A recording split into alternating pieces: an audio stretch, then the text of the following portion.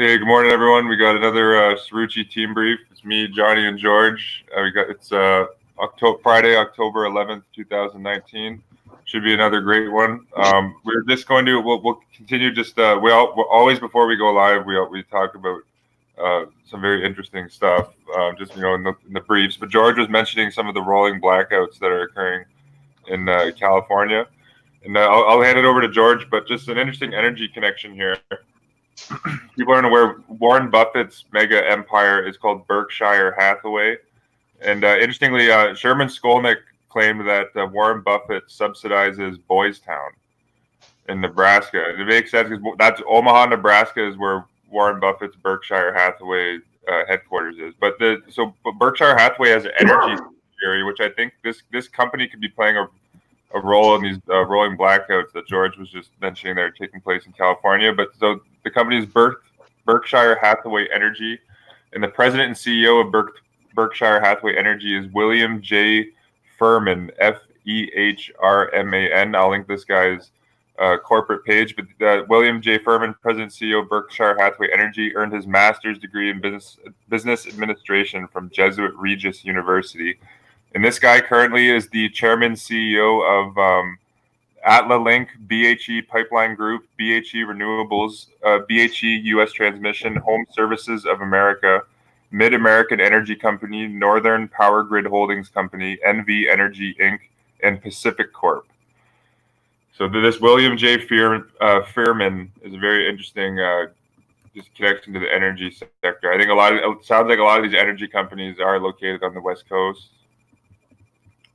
They could be playing a role. I know George mentioned Edison and Pacific Gas and Electric, but there's this Berkshire energy company could be playing a role in these blackouts too.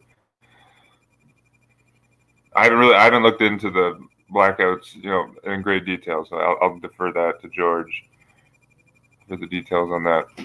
But I just linked this guy's corporate page here, William J. Furman at Berkshire Hathaway Energy, president and CEO, Jesuit trained at Regis.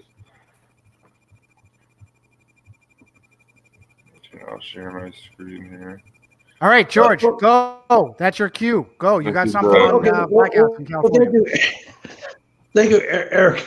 I'm sorry, I was looking something up. Okay, so starting at about midnight Pacific time, 3 a.m. Eastern yesterday, so that would have been, Wednesday the 9th, California was hit.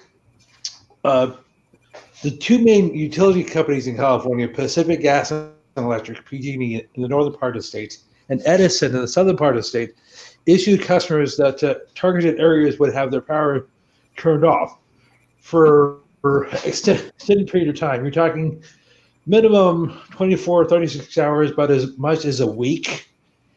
And people have limited options. You can get a generator, and you can't just go out and get solar. That process takes months, and it requires tens of thousands of dollars to finance.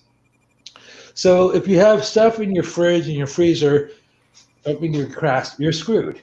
And this is the case if you're a restaurant or a supermarket. And people don't seem to realize that if you go if you have huge population centers that go 2-3 days without power, that could be a huge economic disaster. And people who are, say, in compromised health, such as that are breathing machines or whatever, they're compromised. Yes, if you're in hospital, you should be all right. However, if you're at home, your situation is perilous. So 2 years ago, last 2 years, 2017 and 2018, California was hit with a record number of wildfires across the state. They burnt hundreds of thousands of acres, some of which were almost literally in my backyard. As you may recall, Johnny, 2 years ago, October 2017, I wasn't able to communicate with you on a regular basis because our power was turned on and off. It would be on for an hour, then it'd be off for a few hours. It'd be on for a couple hours, and it was just like it was screw it. And I can understand why they do that because they're working on the lines, the clear brush, things like that. No, pause. No. These pieces of shit have redundancy in the system so that doesn't need to happen. They can easily reroute the power so that they can work on lines in one area and have it go through another. There's a system. This is what they do for, pardon my language, for fucking living, George. There's no reason for power to go out other than to fuck with people. Okay. And as we've already seen from both your work and Eric's work, there are a ton of Jesuit-trained papists taking care of our infrastructure. Mm-hmm. So yeah, okay, I think going back to history, just quickly, the name Thomas E. Murray, he's known as like America's, I think, electric power plant wizard. He was a papal knight of Saint Gregory the Great and a knight of Malta. This guy also engineered the 14-millimeter mortar shell during World War I, and it was after engineering this mortar shell that the papacy knighted Thomas E. Murray. Yeah, mortar shell for World War I that almost, I can tell you right now without looking into it, probably had a lot to do with chemical warfare and burning out the lungs of heretic soldiers. Well, and by the way, Eric, you said Thomas Murray. Whenever you say that, I always think of Thomas Murphy. I brought him up on the show last year. This is actually before you joined us. It was like a few months before you joined the team. There was a Thomas Murphy who was born in Ireland who got the contract for the Union soldiers. So he's the one who designed the Union uniforms and during the American Civil War, and he made hundreds of thousands of dollars at the time, which is, you're talking over 150 years ago. So that would be probably millions, tens of millions of dollars now. So I realize that's off topic. Well, no, but yeah, same thing. Like, during the Civil War, interestingly, DuPont basically had a monopoly on all gunpowder sales, and all of the DuPonts were given exemption from fighting in the Civil War. The same with like the Morgans. There's a lot of people got rich off the Civil War. That that's like another. DuPont. Well, I'll tell you what helped DuPont is they had a good Irish Roman Catholic Knight of Malta lawyer who would go on to create the OSS, which would go on to become the Catholic Intelligence Agency, one of the most heinous, crime-filled enemies the country could ever have had.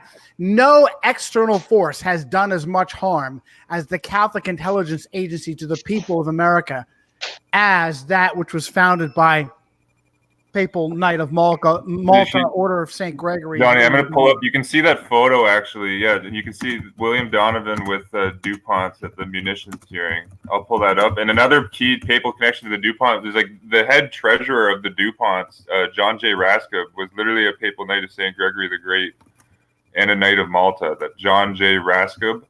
And another interesting connection, I did a blog post on this, just while we're on the topic of the DuPonts, I'll bring this up. There was a guy called Francis Patrick Garvin, who became the dean of Jesuit Fordham Law School on the trustees at the Catholic University of America. But it was actually this Francis Patrick Garvin who gifted the DuPonts a monopoly after World War I, all the seized German dyes were given to the DuPonts, and that allowed them to set a monopoly going.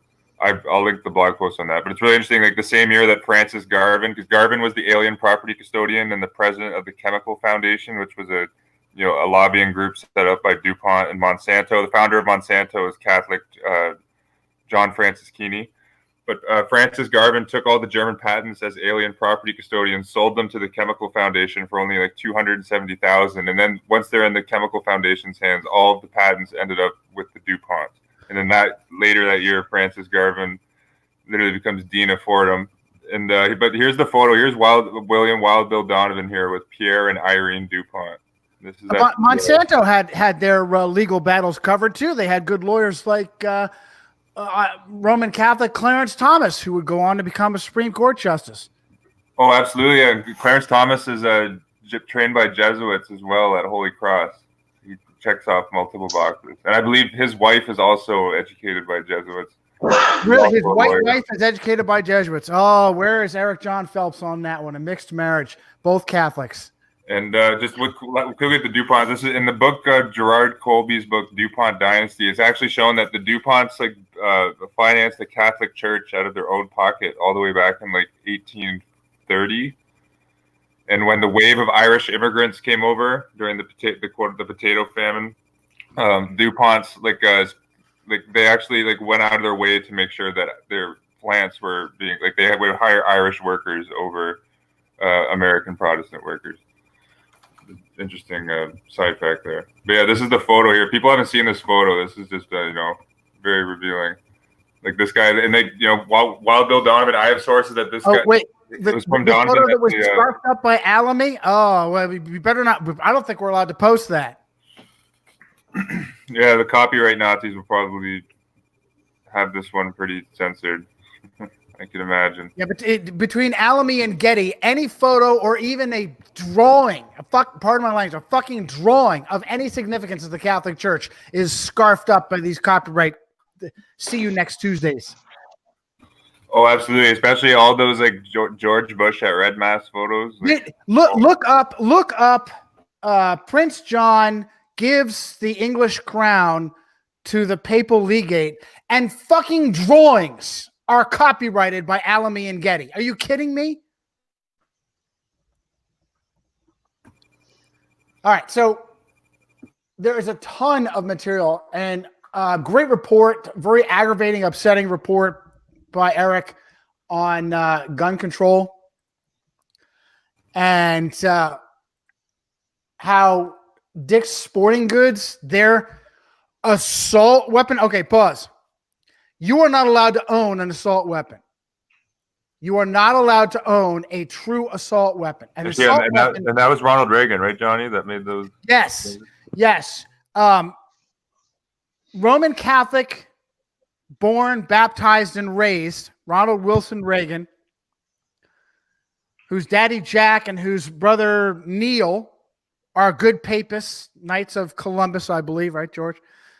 Yes, and by the way, not to derail you, you were talking a moment ago about William Joseph Donovan, aka Wild Bill. He something we talked about last year was the movie The Fighting 69th, which came out in 1940, and it was about this regiment from New York City that fought in the New York State that fought in World War One. It was comprised mostly of Irish Roman Catholics, and Donovan was portrayed in the movie by George Dolan Brent, who was actually born in Ireland and was actually a Roman Catholic. Yeah, wasn't he? He was like an actual IRA fighter. I'm pretty sure. I'm sorry? I think Brent was actually he joined the IRA before he came to Hollywood. Yes, he was an Irish revolutionary fighter. So something we said before, you need to have if you're going to portray your puppets, your real life puppets, you need to have your Hollywood puppets portray them. So, I'm sorry. Yeah. Do continue, Johnny. Yeah. The inversely named Firearm Owners Protection Act made true select fire assault weapons unaffordable to the average person. If you have an extra $30,000, $40,000 as some child raping, baby eating elite, you can buy yourself, because there's only a set number allowed in existence, in circulation.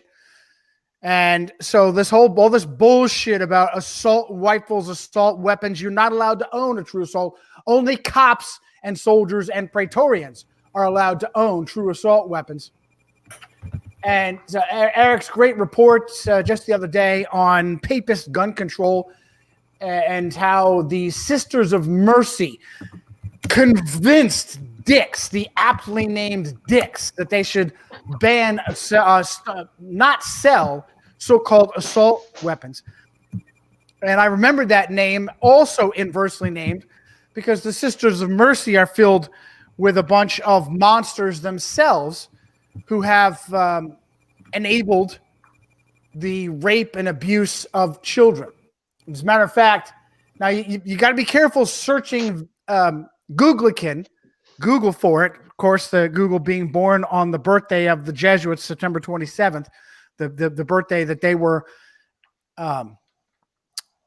consecrated by the Farnese Pope. Farnese, that's a name that never comes up as far as it's always Rothschild and Rockefeller.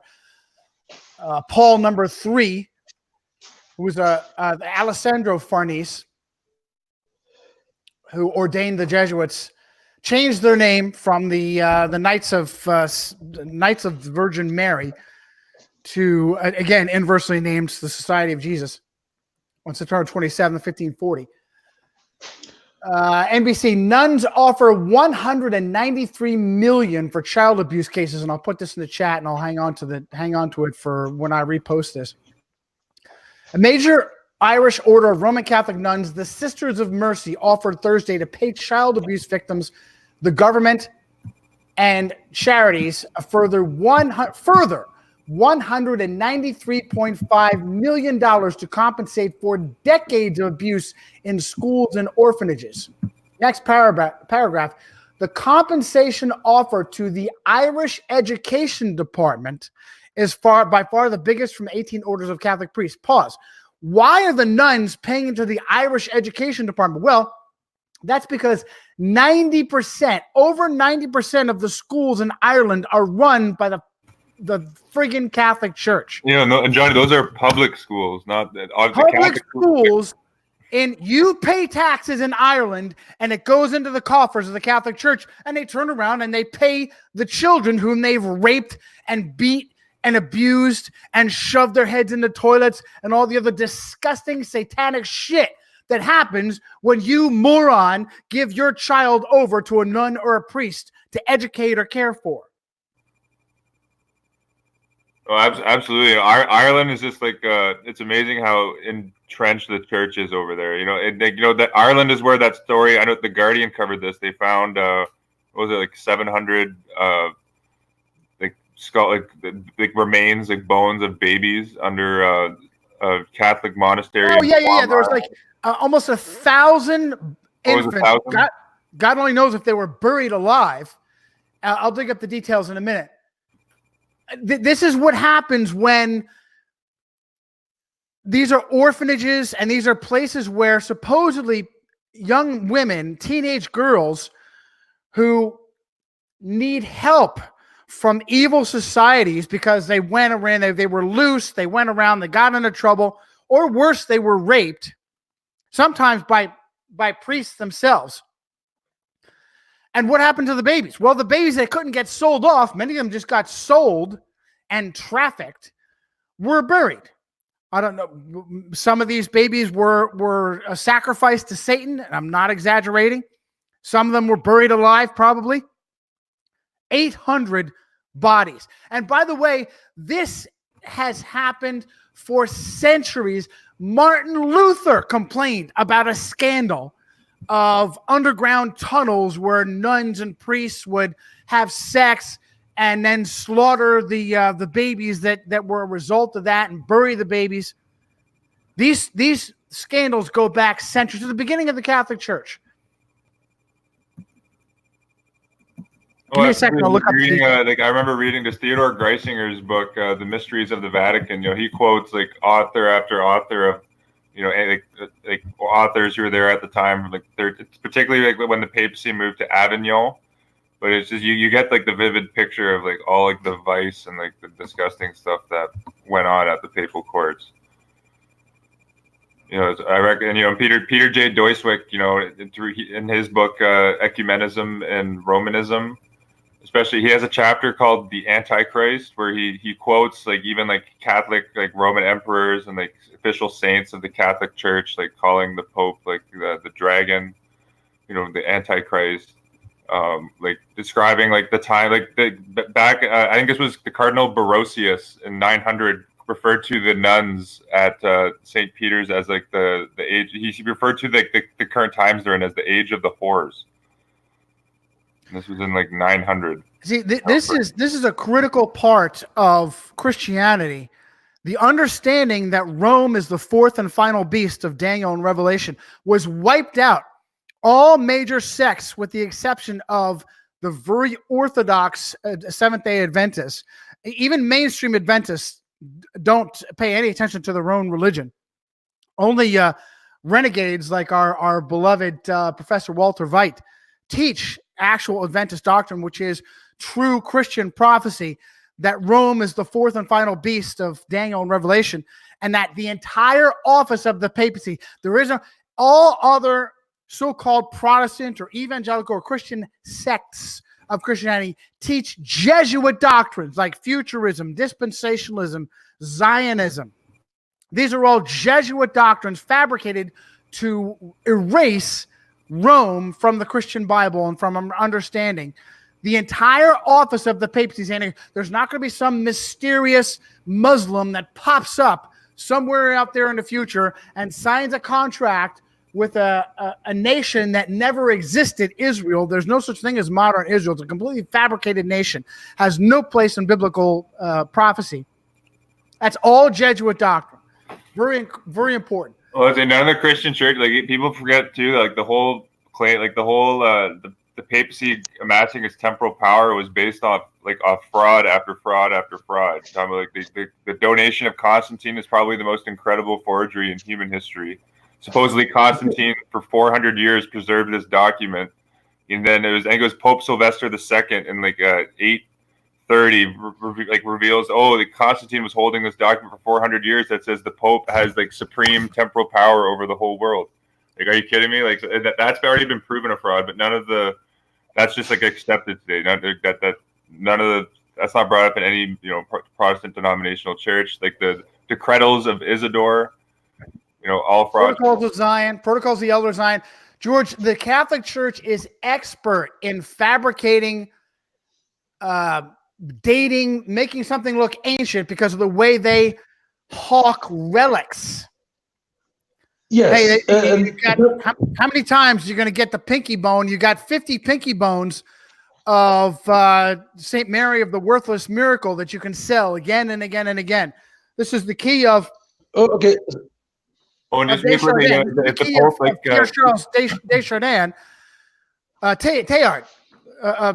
Pierre Teilhard Desjardins, who fabricated the Piltdown hoax to help create the missing link for Darwin, because that's what a good Jesuit does, to destroy the credibility of the Bible and help Darwin. Go ahead, George. Oh, okay, a couple of things. Something you mentioned on the show before is now you're talking about Piltdown Man and all these other alleged antecedents to modern humans, Nebraska Man, Borneo Man, Java Man, that were supposed to have been discovered in the 19th and early 20th centuries. And they have all turned out to be hoaxes. They're pig's tooth, they're dog bone, or they're just completely made up, or the bones, as in the case of Peking Man, have disappeared. And you're right, this is something they've been doing for centuries, probably close to a minimum, to a millennia. They said, oh yes, well, in order to justify such and such behavior of the Pope, what we'll do is we'll go back 1,500 years ago and said, Pope so-and-so wrote this document. See, it's right here. And so you were talking about the donations of Constantine and things like that. Even their own scholars, you mentioned the donation of Constantine. One of their scholars, was it in the 12th or 13th century, Lorenzo Valla, he who was a Catholic who worked for the papal courts, he said it was a complete forgery. But the Catholic Church has come out and said, oh, that's nice, we'll still use it anyhow. So it's just like the secular courts in America and other countries, they said, you can't do this, but well, that's okay, we'll do it anyhow. Now, something I wanted to mention that you were talking about a few minutes ago, you're talking about Dick's Sporting Goods. It was found in, I'm not sure when, but the owner of it was Richard Stack. So he's the Dick in the name. Well, his son Edward took it over, and Ed is the CEO and chairman of Dick's Sporting Good, and Ed went to actually St. John's College or University in New York City. Oh, that would be I think St. John's University is in New York City. Okay, That's a pretty prominent Catholic school. William Casey went there, the CIA director. So you have And so you're talking about this recent declaration where Dick's is no longer going to sell, quote, assault weapons, end quote. So that would make sense. No, Yeah, good, George. Good job, George. You need to accent it when you say it. Dicks. You need to accent it. fair enough. Anyhow, and so we're talking about the utilities in California and in other states. The whore runs it all. I mean, they basically control almost everything you eat, drink, read, listen to, watch, drive. So it's just like, and of course, it would make sense they're in charge of the utilities because that's how you survive in the modern world. That's how your appliances run. That's how your computer, your internet runs. So you were talking. You're also talking a moment ago about forgeries. Well, okay, something not to shift gears, but something I'd like to talk about is this latest round of Jesuitical theater involving the Ukraine. I know we talked about this briefly last week before the show. Is the recent U.S. ambassador to the Ukraine, Maria Yanovic, or however you say her name, Eric, didn't you say she's, but she didn't work for Georgetown, but she is on staff there? Yeah, she went to the Foreign Service School too. Oh, okay. Yeah, so she's very connected to Georgetown, which is interesting. And then Joe Biden's son, who like the mainstream media is like hawkishly defending Hunter Biden from like the big bad meanie Trump. That's how it seems.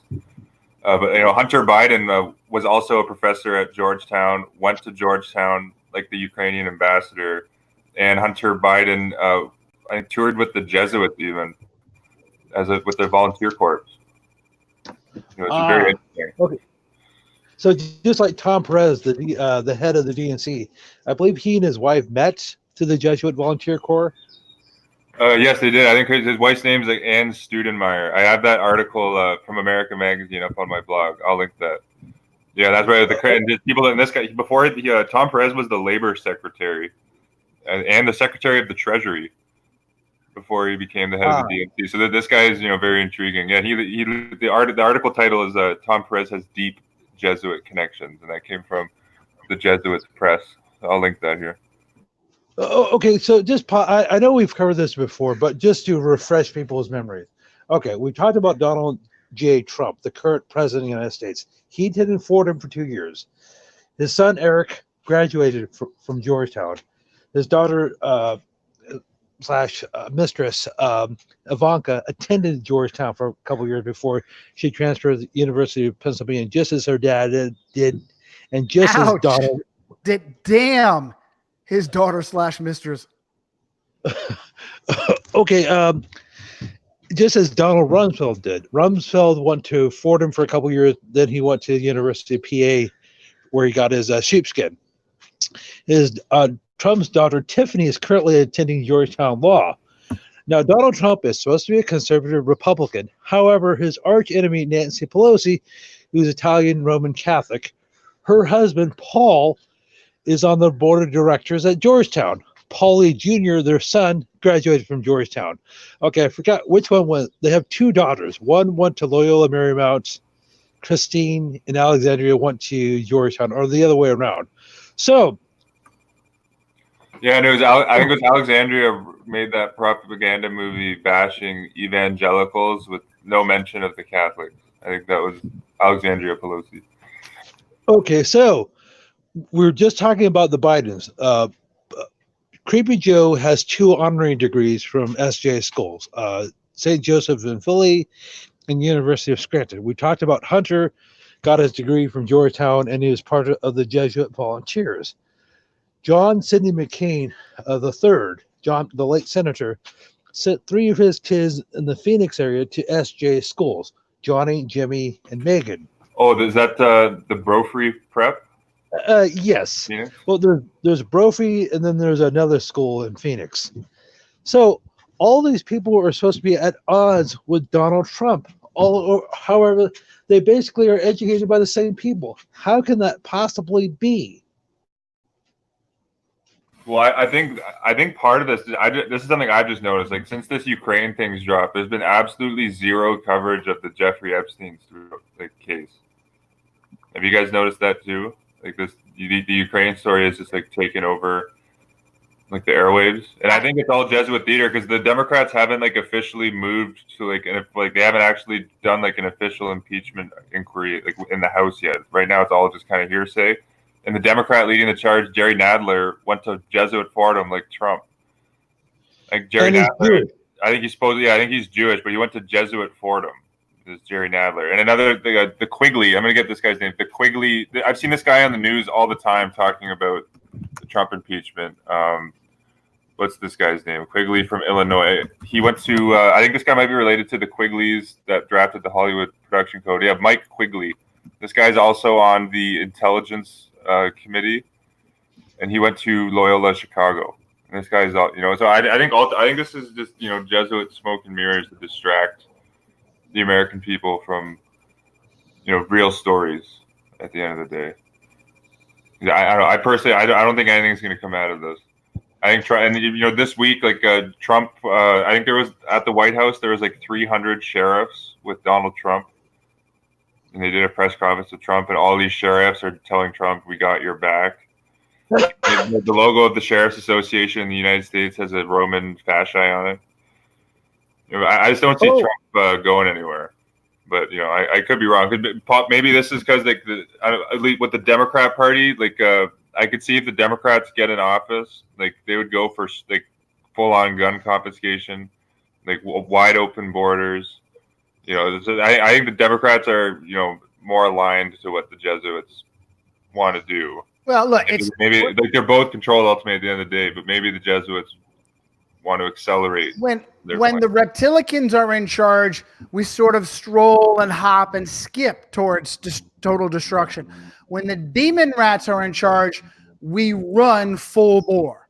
A great example is when Jesuit mentored child sex victim Barack Obama took over, and the demon rats maintained the Senate and the House with Jesuit mentor Nancy Pelosi running things in the House. That's when we finally got socialized medicine here in the People's Republic of America. So they couldn't have. But on the other hand, they use the fraud reptilicans for the real hardcore police state moves like 9/11, which they couldn't have done if some clown like Al Gore the massage pervert were running things. They had to have their boy Skull and Bones W number 43 in office to really pull that off. Well, I noticed like when they have Democrats in office, there's lots of communist, socialist policies that are implemented, and when it seems the Republicans are in office, it's like more police state legislation gets. That's basically sure. Just going back to Ronald Reagan, it was actually Reagan that I think this was the first act that was signed that kind of put the militarization of the police in hyperdrive. This was 1981. Reagan signed the Military Cooperation with Civilian Law Enforcement Agencies Act. So Reagan simultaneously, took away the rights of Americans to own true assault weapons, and he gave military-grade weapons to the cops. This is the same Reagan that initiated full-on Vatican relations with the U.S. in '84, and Reagan was knighted as a Knight of Malta even in 1989. I have the footage on my channel, and as you brought up, his family members were Knights of Columbus. This guy born and raised. He was baptized Roman Catholic. He's baptized. If we've said this repeatedly. Hang on a second.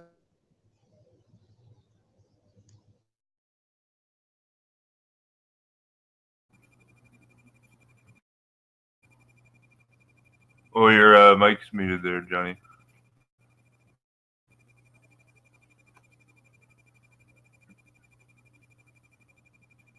When Johnny's getting his mic fixed there, I linked we were talking a bit about Ireland. I linked a book that goes into the Catholic power that exists in Ireland. This was written in 1953 by Paul Blanchard, an American journalist, but it's a pretty good book.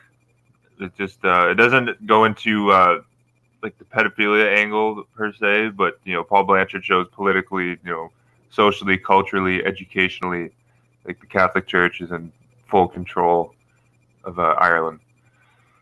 Paul Blanchard wrote a few good books on the Catholic Church, but I linked that so people can read it if they haven't. It's called Irish in Catholic Power.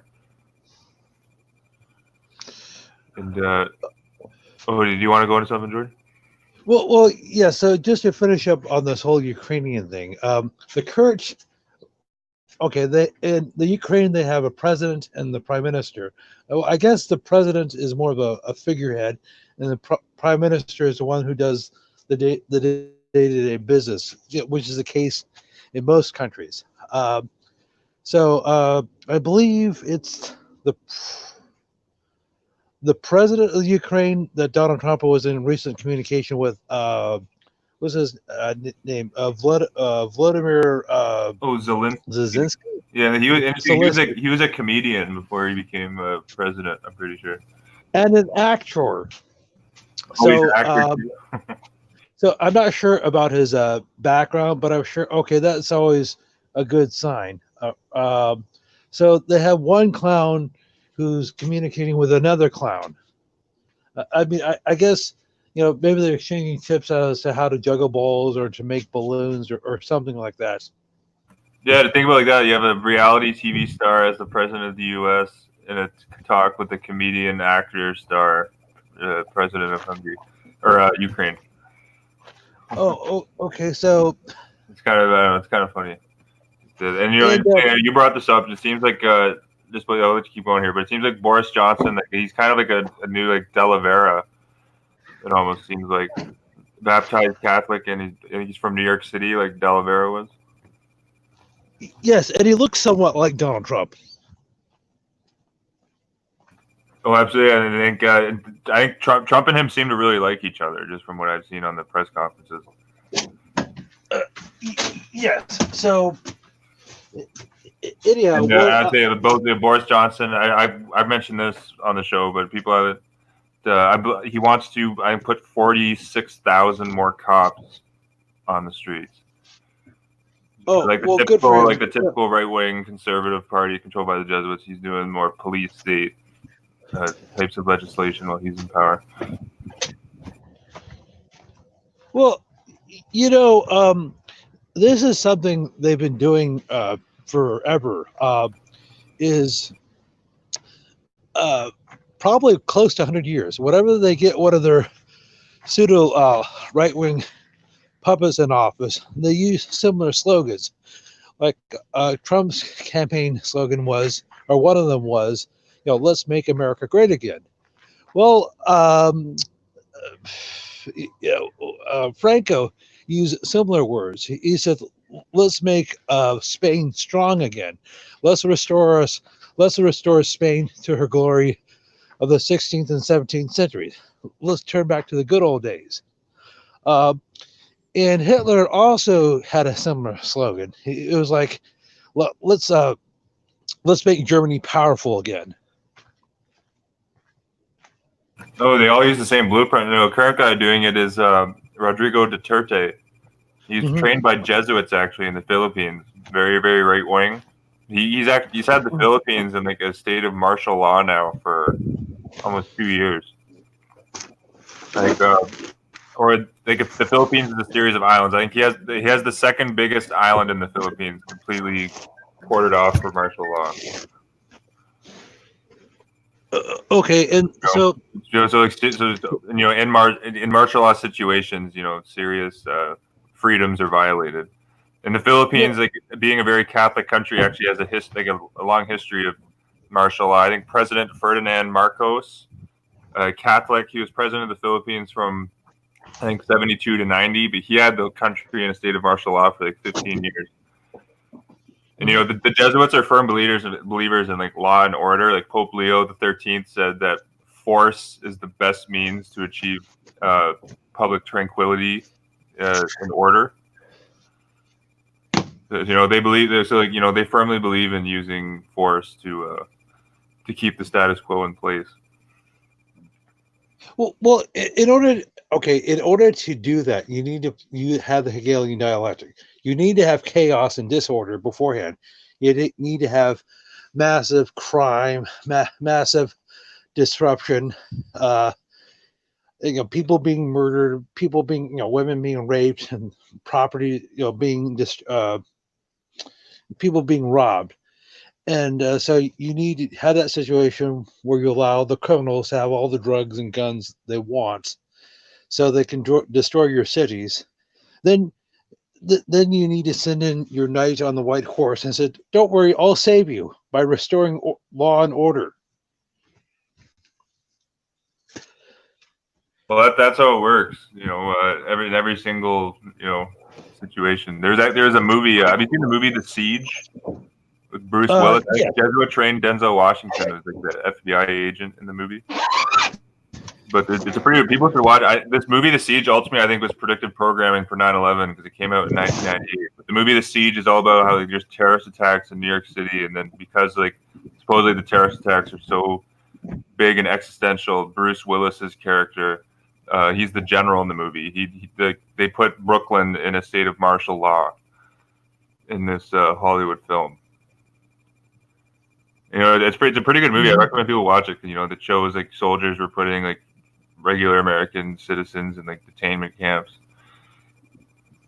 But you're absolutely right. But they have to control the chaos first. An example in Russia, when I was doing research on Vladimir Putin's 1999 apartment bombing, I was researching this case called the Bank Soldi case, where it came out actually that the Russian FSB was giving high-powered weapons to Chechen terrorists.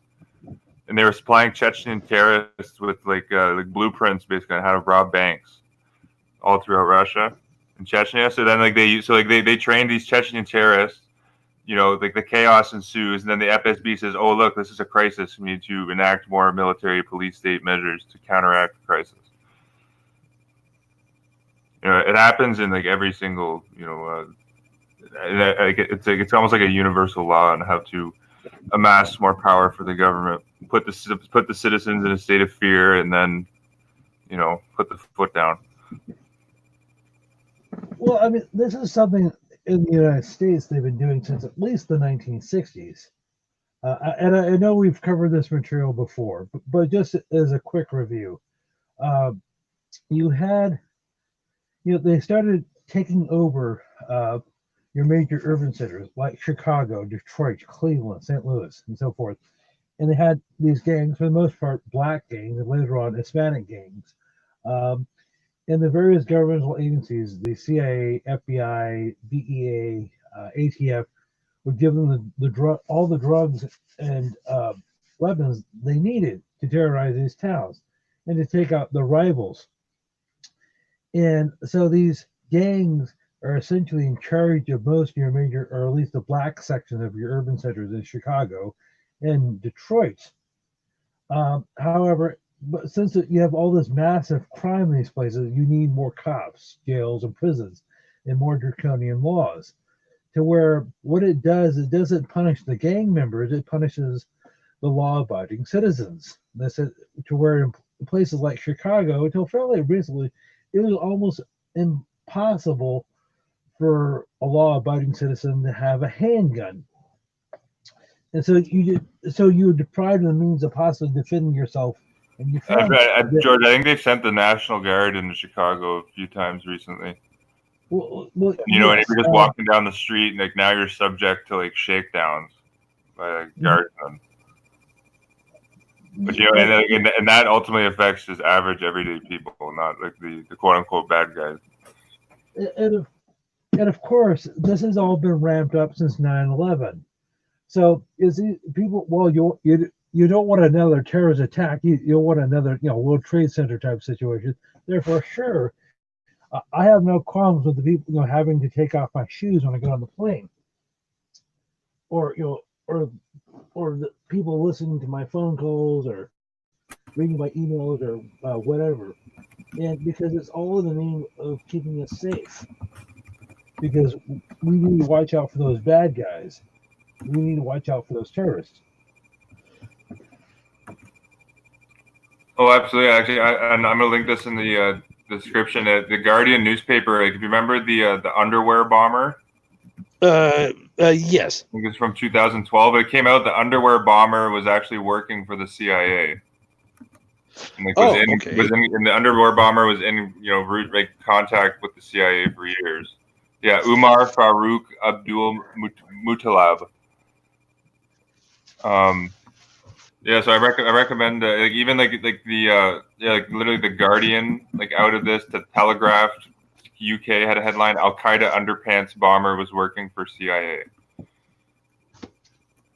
And this is another example where they set this underwear bomber through to create fear and chaos. So now people can't even walk through the airport without fearing that they're going to get like blown up by a terrorist. And it's more justification for like increased police and TSA presence at all the airports.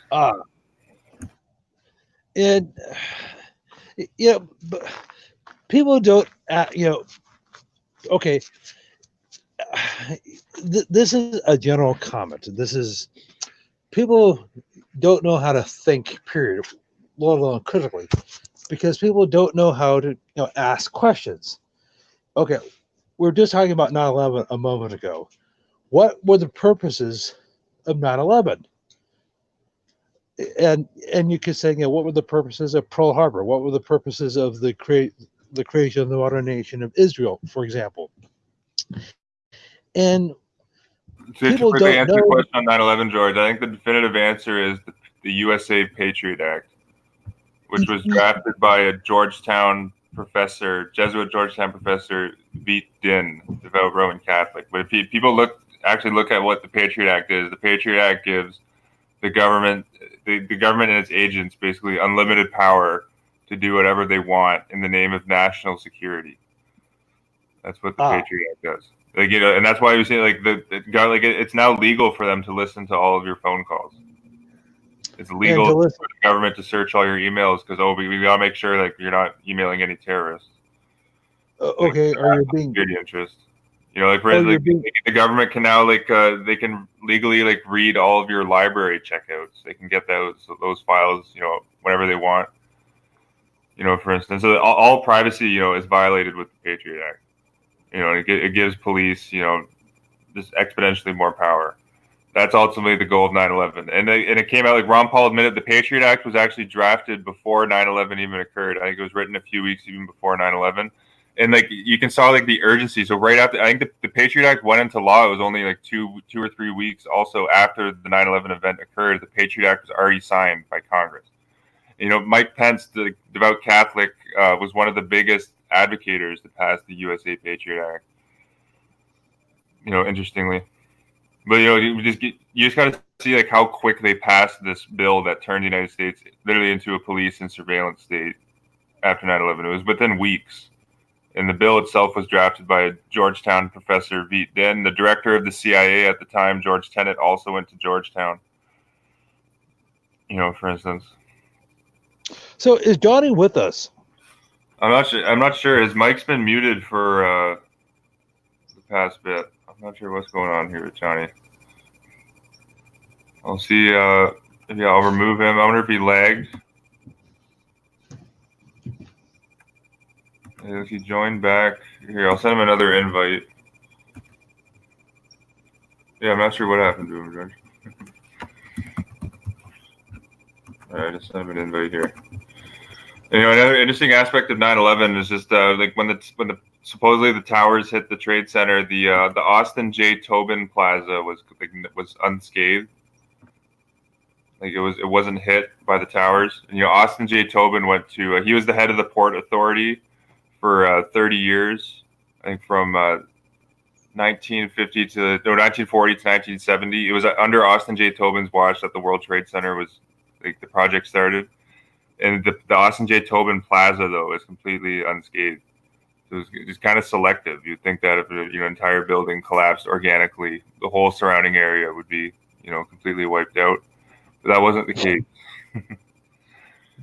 Yeah, and as Mark says here, 9/11 happened the day after Donald Rumsfeld, who went to Georgetown, announced that there's $2.3 trillion missing from the U.S. defense budget.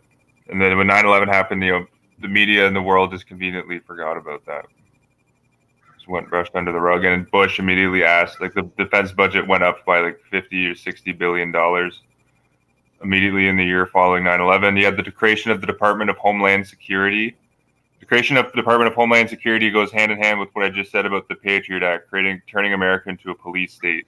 The Department of Homeland Security has given out $34 billion in grants to local police for them to buy military equipment since 9/11.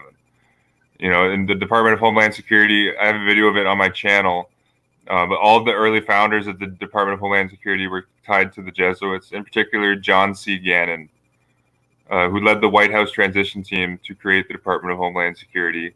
He was literally a Jesuit Volunteer Corps member, went to Jesuit Holy Cross, and taught at Georgetown, for instance.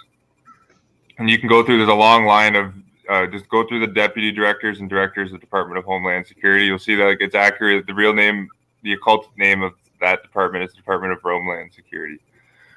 But that the DHS was created, they wouldn't have been able to create the DHS without 9/11 as a pretense, just like how they wouldn't have been able to pass the USA Patriot Act without 9/11 as a pretense. All the Jade Helm drills you're seeing in the United States, that couldn't have happened without 9/11. So basically, it gave the current, Jesuit-controlled federal government the excuse to do whatever it wants in the name of national security. That's essentially what it did. But yeah, the two keys I think are right with 9/11 are Homeland Security Department gets created and the Patriot Act gets passed. And both the Department of Homeland Security and the Patriot Act are directly connected to the Jesuits. John C. Gannon and Viet Din.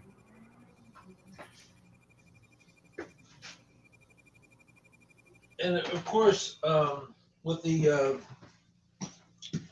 so-called Patriot Act, you had Professor Dean, who was a Roman Catholic professor at Georgetown, who wrote the draft for the Patriot Act. But the congressman who got it implemented in Congress was Jim Sessenbrenner of Wisconsin, who at the time was a Methodist, but later became a Roman Catholic. And something I mentioned on the show before, in 2001, 2002, Mike Pence was a representative from Indiana. There's a video of him, a YouTube video of him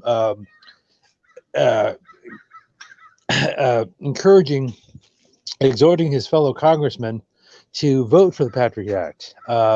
So he not only voted for it, he encouraged others to do likewise. And he gives a fairly long speech in which he says, just do this because it's the right thing to do. We need to have the courage to make our country safe and secure. Therefore, that's why I would entreat you to do likewise. So after that, I don't recall the exact timeline for Pence. He would go on to become the governor of Indiana, and he's now currently the vice president of the United States. So that could have been an example of how Mike Pence was a gatekeeper. Oh, and George, his national security advisor, Keith Kellogg, trained by Jesuits at Santa Clara, was at the Pentagon on the day of 9/11. So he was there when the U.S. government missile fired into the Pentagon, and he was part of the cover-up, blaming it on a Boeing 747 airplane. Oh, but okay. So Keith Kellogg is Pence's current national security advisor. He's trained by Jesuits, and he was at the Pentagon during 9/11, and Keith Kellogg was part of the subsequent cover-up of 9/11. And Donald Trump's, and think about the Trump administration has many 9/11 gatekeepers involved in it. And Rudy Giuliani is Trump's personal lawyer.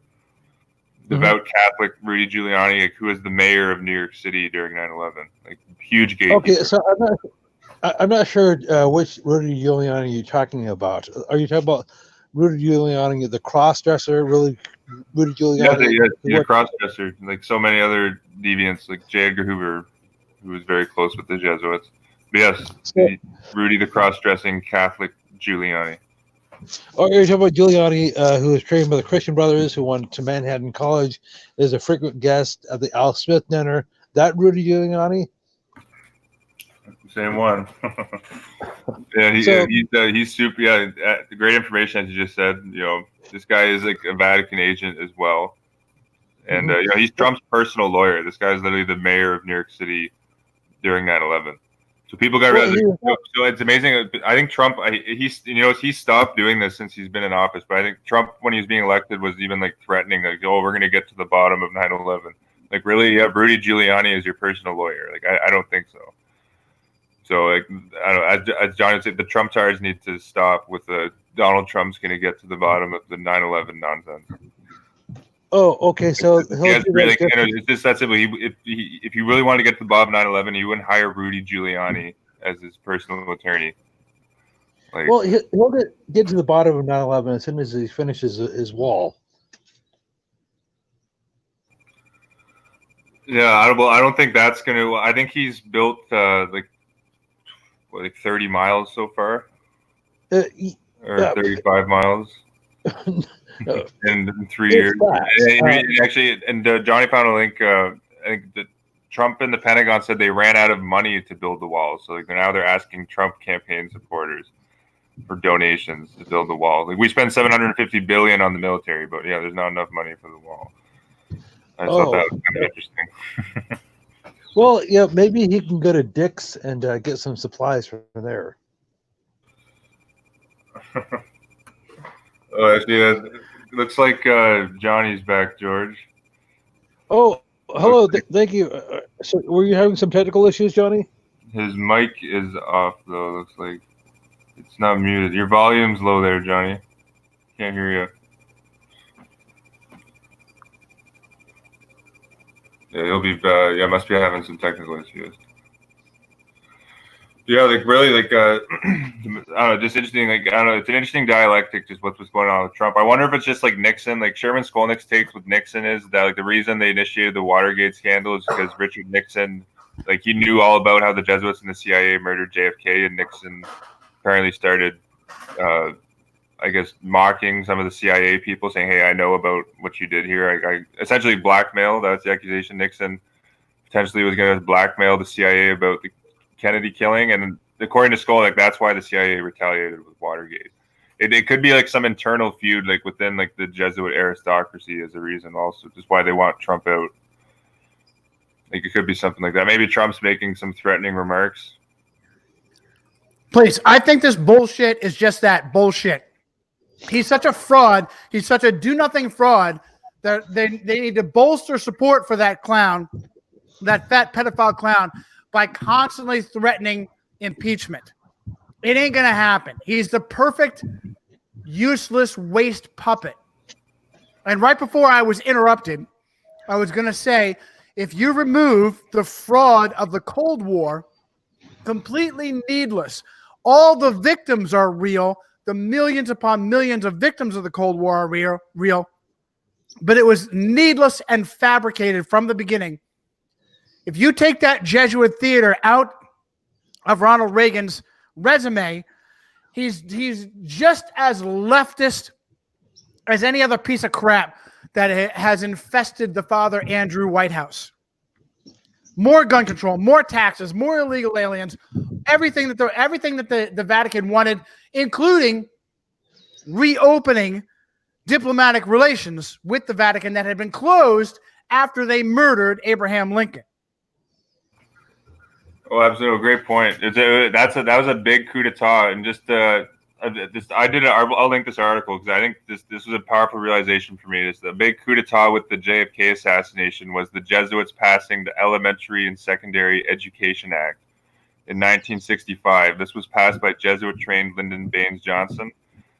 This act gave now, due to this act, the federal government is giving billions and billions of dollars to the Catholic Church every single year. This act made it legal for the federal government to fully subsidize Catholic schools, which is unconstitutional. And made the government so when the Elementary and Secondary Education Act was passed in 1965, which gave unconstitutional federal funds to the Catholic Church, this then paved the way for the War on Poverty to be created by the same Jesuit-trained Lyndon Johnson who came into power after the Jesuits and the CIA murdered JFK. And the War on Poverty gave additional millions and millions of U.S. federal money every year to Catholic charities, Catholic relief services, et cetera, enabling all these pedophile priests working within these, quote, charitable organizations to keep, raping kids over and over again. And then the police, system, covers it up, disgusting. But it's interesting that it was right after JFK was killed that all this federal money started flowing into the Catholic Church. That cannot be a coincidence. I think it's pretty solid. I think it's pretty solid. JFK is far from the superhero that Eric John Phelps said he was. I mean, he was an absolute pig. He screwed everything that moved, and that's one of the reasons that helped get him slaughtered. He had to have his brains blown out. I'm absolutely convinced that the year before, when Jackie Kennedy Onassis had a private audience with Pope Jabba the Hutt, John the 23rd, it was in relation to the fact that he was humiliating her with a new adulterous affair like every other week. Oh, and she must have said, Jackie Onassis end up, who was the guy she ended up with, Johnny? Was it Aristotle? Onassis? Yeah. That guy seems kind of shady. Just yeah. Well, one of Kennedy's last conquests was I think her name was Mary Pinchot Meyer. Right? And Meyer was the guy that led the assassination. And I think that's according to Fletcher Prouty. Oh, I think E. Howard Hunt said something similar on his deathbed. It might have been Hunt. And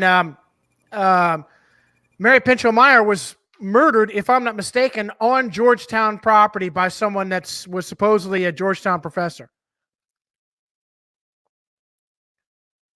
So Kennedy was far from, but because he was an open, overt Roman Catholic, he needed to go through the motions of pretending not to be manipulated by the Catholic Church. And so, if anything, you see how this plays out. Reagan, who was supposedly an evangelical Christian, was much more easily manipulated by the Catholic Church, whereas Kennedy knew people were looking at him coming from the Irish Kennedy moonshine running dynasty. And so he was putting extra effort into tapping the brakes on the Catholic Church. So it's entirely possible that was that coup that you're mentioning of the United States government paying Catholic charities to rape children and break the laws with the illegal immigrants could only have happened after they slaughtered Kennedy. It was a nice little benefit for them. And to your point, I think President Johnson was just like Reagan in the fact that he was like officially like an evangelical Protestant, and it just that fact that people just weren't looking at how close he was with Rome, and it is the perfect plausible deniability for Catholic power. Oh, why would we assassinate our Catholic boy John F. Kennedy? That doesn't make any sense. Oh, they love that part. They love that. As a matter of fact, deep enigma. I think Texie Mars likes to throw that. Oh, the Catholic Church can't be the big boogeyman it is now. They would never kill one of their own. That's the perfect reason why they did. George, what's the name of that Polish priest that was Johnson's confidant and butt buddy? I got to pull it up. Oh, is one of his? There's Father Wunibald Schneider at the St. Francis Xavier's Church. Bingo. That's the one. Wunibald Schneider. I don't know if he's a Polak or not. And there's a really good quote here. This is in the post I made, but just the journal Church and State just kind of summed up this kind of coup with President Jesuit trained at Georgetown Lyndon Johnson. Well, here at the end of this article, this is to be like 20 seconds. The journal Church and State says, whatever the protests and whatever the problems, President Johnson and his administration were extremely proud of the Elementary and Secondary Education Act of 1965. At the time Johnson approved the act, he had called it the most important he had ever signed into law, and they were able to fend off critics on both the constitutional issue and the problems of implementation. The act infused massive sums of federal funds into public and private education. That's Catholic education. And I have another stat for that I'll show you. Forever changing the relationship of the federal government with both public and private school systems. Equally important was its long-term impact upon the church-state issue in the field of education by implementing the child benefit theory. And this is how Lyndon Johnson, was able to pass this with this Jesuit propaganda advisor saying, "Oh, how this is for the kids. We got to make sure the kids can go to school. All the Catholic kids out there." Blah, blah, blah, blah, blah. The Johnson administration successfully cut through a constitutional thicket and essentially diffused what had been a highly divisive issue in American life. And this was from the book Vatican USA, Nino Labello, page 179. But he says during Lyndon B. Johnson's administration, Congress passed and the president signed the Federal Elementary and Secondary Education Act, which siphoned an annual $286 million into sectarian schools throughout the country. Of this $286 million, $258 million a year is tabbed for schools belonging to Catholic organizations. So the Catholic Church literally got 85 to 90% of the government funding in its Elementary and Secondary Education Act. That's in the United States of America, not Ireland, not France, not Spain, where they're much more open about their control.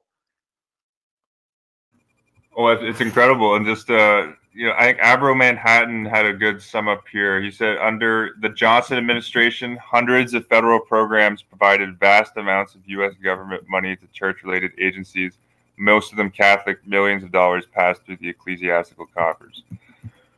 And, I think this is just powerful. Like this, just shatters that, silly idea that the Vatican, couldn't have been responsible for killing Kennedy because he was Catholic. Think about this. So at the time of Kennedy was killed, the director of the CIA, John McCone, was a Knight of Malta, Knight of St. Sylvester, and a Knight of St. Gregory the Great. You had the director of the FBI, J. Edgar Hoover, was literally given the sword of Ignatius of Loyola the following year. Hoover, if you read the book, The FBI and the Catholic Church, like you see, Hoover was, basically a lay Jesuit. And the director of the DIA at the time that John F. Kennedy was killed, General Joseph Francis Carroll, was literally trained by the Jesuits at Loyola Chicago and was a deacon at a Catholic church in Chicago. That's the director of the DIA while Kennedy was killed. So they have literally the three most powerful intelligence agencies at the time Kennedy's killed firmly under their. Brilliant point. Yeah. Brilliant point. When you're saying DIA, you're talking about the Defense Intelligence Agency that was recently run by, what was his first name? Thomas Flynn, General, Mr. Flynn, yeah. Hillary, Spirit Cooking, Podesta, Mr. Raised the Alarm, his boy. He did it by proxy through his boy on Twitter, his son with the same name, Junior. And as soon as their pedophile got in office, all that stuff was swept under the carpet. Well, and people don't know where John Podesta, that's Jesuit trained at Georgetown. John Podesta, maybe a lay Jesuit. But I've got a source called Key Wiki that said Podesta is a Jesuit seminarian. Wow. Well, how close the Clintons are. Like Bill Clinton's chief advisor post presidency, Doug Band, has 2 Georgetown degrees and is on the board of regents at Georgetown. So it makes sense. Like Hillary's advisor also goes to Georgetown. You see, the Jesuits are, very, very involved with the Clinton camp. Podesta is also very powerful. A lay Jesuit, was her vice presidential pick. Oh yeah, Tim Kaine. Yeah, he is. I would label him a lay Jesuit because he spent years with the Jesuits down in Honduras. Publicly bloats about how great the Jesuits are whenever he can, and I think he went to Rockhurst Prep and Rockhurst, 2 Jesuit schools. Okay. Hello. I have my mic muted. Speaking of Jesuitical seminarians, Joe Buttigieg, the father of Pete, the current mayor of South Bend, Indiana, and who is a presidential hopeful, Joe went to, was it Hiraeth College in England? And he was, as I said, he was a seminarian. Now, Hiraeth is the same place where Sebastian Gorka got his undergrad degree.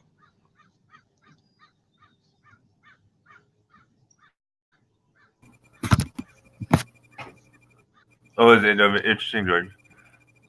Is there? Okay. Buttigieg has, is very. All the Democrat, candidates, are very connected to the Vatican. All of them are. Okay, so also, even who was that? This wasn't who was that? Was it Kamala Harris? Even you found spoke at Jesuit Detroit Mercy. Well, no, she's from San Francisco. She's been the commencement speaker there at least once back in 2009, and she was dear friends with Stephen J. Privet, as are all your prominent Democrats from uh, the San Francisco area: Nancy Pelosi, Dianne Feinstein, Barbara Boxer. So just to clarify, so Kamala Harris is very close with Stephen Privet. I think Privet is Nancy Pelosi's like personal Jesuit. Stephen Privet, SJ. Yes. Okay, so anyhow, just to compare, I think Johnny wrote this in a blog. I think with Nancy Pelosi, she actually brought Stephen J. Privet out into the house to give like isn't there a picture of her and Privet and the Jesuit chaplain? Was it Conway, whatever that piece of shit's name is? The one that Paul Ryan fired. Everybody made a big deal out of how Paul Ryan fired, and then secretly quiet. Shh, they brought him right back. Oh, actually, Johnny, I have a video of that clown, Pat Conroy, SJ, giving an exorcism in the house. Yeah, right, yeah. The representatives. Yeah, there's a picture of that harpy bitch, that pro-abortion, baby-killing, far-left harpy bitch, Pelosi, with two Jesuits, one on each arm. Mm-hmm. And this shows the intrigue of and that's just a great point that George brought. I didn't know that Privet was also close with Kamala Harris, as well. So you can see all of them are completely owned. She is extremely corrupt. Who does she sleep with? Was it Willie Brown? That's yes. For those who are not, okay, Willie Brown was a major figure in California politics from the 1960s until the 1990s. He was the Speaker of the House of the state legislature for 25 years. As a matter of fact, he was the impetus for the change in laws in California for the creation of term limits. So after Brown was termed out in the early 1990s, he later went on to become the mayor of San Francisco. Well, while Brown was still in the House, in the California legislature, Harris became one of his staffers. Okay, to me, whenever you come across the term staffer or intern, that's a euphemism for mistress. Just my humble opinion. Yeah. That was how Barbara Boxer, Harris's predecessor. That's how she got her break into politics. Now I mentioned Willie Brown, but there are a couple of other figures who are very prominent in California politics. Before you leave Willie Brown, it was Willie Brown that Condoleezza sent the warning to on, hey, you better not fly on September 11th. You guys remember that?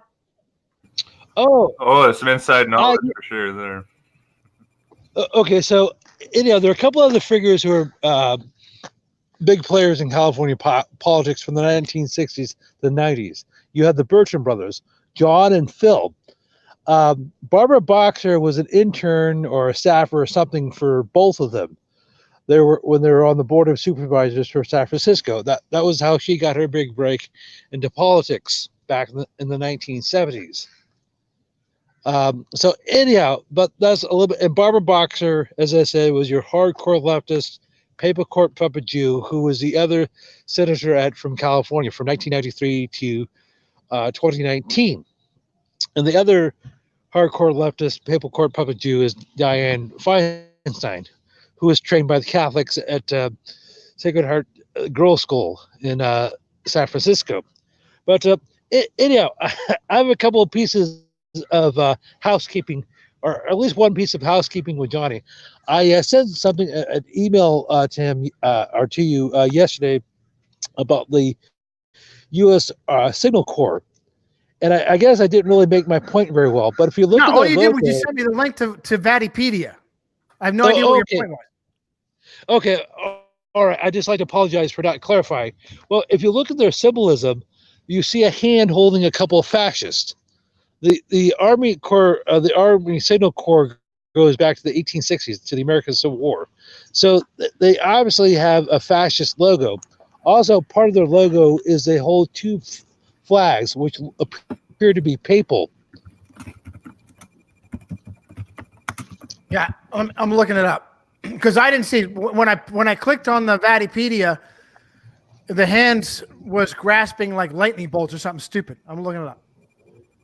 Yeah. Oh, okay. I thought those were fasci. Well, if you can see my screen here, here's this is the United States Military Police. There's a fasci on this. The signal, yeah, the signal corps might have been the lightning. Oh, okay. Not necessarily like I don't know. Maybe this is a stretch. I do know that there's a reference in the Bible that Satan like travels in lightning. That could be a stretch. Yeah, I think this is the logo here. Yeah, it's the bolt, 3 bolts of lightning with the fist kind of enclosed here. And they got this. You could say this is like a Freemasonic torch here in the center. That's by the way, non-Christian Eric, I absolutely adore you. It's a great connection. There is a passage in, I don't know if it's the first time or the second time that Jesus sent out his disciples to preach the gospel while he was still with them. They returned and they told great stories about how people were accepting the gospel and that they themselves were actually committing miracles as they were preaching the gospel. And there's one passage in Luke 10 where Jesus responds to them, encouraging them. You guys did a great job. I saw Satan fall out of the sky like lightning. It's Luke 10:18. Great connection from our non-Christian co-worker, comrade, and friend there. Oh, thanks. I'm saying that could be that because I know these like the Jesuits love to interject biblical references. Like just an example, like Charles Schwab was Roman Catholic. He founded Bethlehem Steel. Like that's a clear reference to the Bible. Yeah, they absolutely love to use, exploit, and then pervert and twist.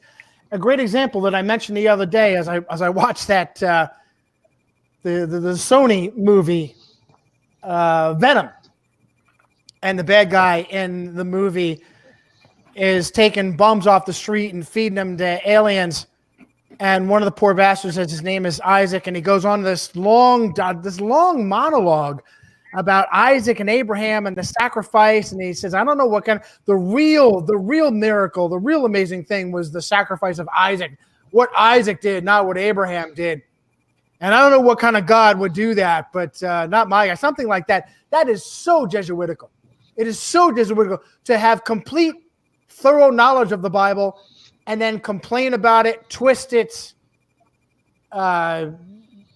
de-emphasize it, attack it. It is so Jesuitical. Well, I'd say the Jesuits are the masters at twisting the Bible for their own political agendas. And the mere fact that... Well, you know... Go, George. Excuse me a second. One of the most famous American atheists was Madeleine Murray O'Hara, who grew up Irish Roman Catholic. And she had several causes law, but one of which was back in the early 1960s.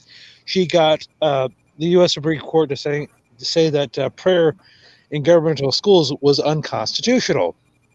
And she went on to found, actually before that, the American Atheist Society or something like that. So as I said, if you need somebody to attack the Bible, true biblical Christianity, you need somebody of a Catholic background to do so, vis-a-vis Voltaire, vis-a-vis George Carlin.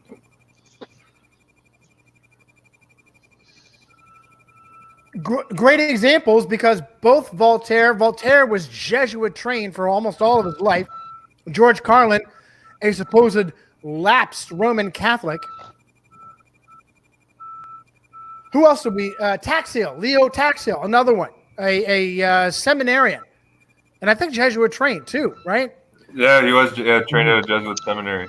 Yeah, he would attack Protestant Christians and as like everybody, Freemasons, Christians, and Catholics, and a fraud that you didn't use his own name as he committed frauds. Well, absolutely, and there was no mention of the Jesuits at all in all of his conspiracy theories, which conveniently so, no mention of a Jesuit conspiracy. And if you guys can, I'm just going to, before I turn off the screen share here, this looks like an old U.S. Signal Corps badge here. If you can see on my screen, But this old one that the United States Army used has a Roman military wreath incorporated into it. And the Roman eagle. Yeah, and the Roman eagle, which was the symbol of the Roman Empire until about 200, 300 AD, 200 AD, when it was changed to the dragon. So Rome used both the eagle and the dragon as the symbols for the empire. And the mere fact that we don't even think about it anymore, all of the U.S., really all government agencies everywhere, what is the language there? The language of Rome, Latin. Oh, absolutely. The Latin is actually, my buddy recently got me a Black's Law 8th edition dictionary. You know, all of the maxims of law in our current legal system are in Latin. On purpose. People don't know that. Only the agents of the empire can fully understand how they're screwing you with law. Oh, Doctors do the same thing. And this is a powerful representation of this. So I'll pull up the photo. So in the U.S. House of Representatives, you have the two Roman fasces on both sides of where the speaker's podium is. And, as well as the Roman Aquila, which is the eagle on a battle staff. We got it right there, which is planted on conquered ground. Both the Aquila and the fasces. And I love to bring up the picture of Francis talking to Congress with Boner on the one side and Biden on the other. You have no need to know any further who really rules in the United States of Romerica. Yeah, people aren't aware. Or John Boehner, a Knight of Columbus, trained by the Jesuits at Xavier, currently on the board of Reynolds American, a big tobacco company, and Joe Biden, 2 Jesuit honorary degrees from Scranton and St. Joseph's, devout Roman Catholic, and Joe Biden's son, who's currently in the news for shady deals in Ukraine and China. Joe Biden's son went to Jesuit Georgetown and spent time with the Jesuit Volunteer Corps, Hunter Biden. And really should be in the John Boehner, John was even like tearing up, I think, when the Pope was like, I thought that was just kind of pathetic. Like, those bastards, those Biden bastards, George, are raking it in because of the chaos that the Catholic Intelligence Agency has done in Ukraine, going all the way back to World War II, where the good people of Ukraine, the good Orthodox of Ukraine, were crushed between the Jesuits of Stalin and the Jesuits of Hitler. Absolutely destroyed, have always been since then. Go, George. Okay, so, but I mentioned this on the show last year, and I don't mean to be crass. So you're talking about Boohoo Boner, Buzo Boner, the ex-Speaker of the House, and how he was tearing up when his god Jorge was talking to his subjects.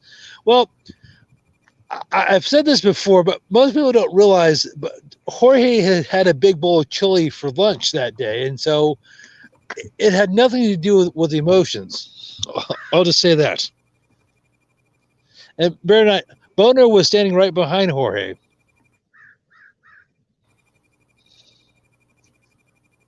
Yeah, good one. His back left. Yeah, and Pope Francis, he had a call for, I think he used the term, we need to come together in like a world community during that speech.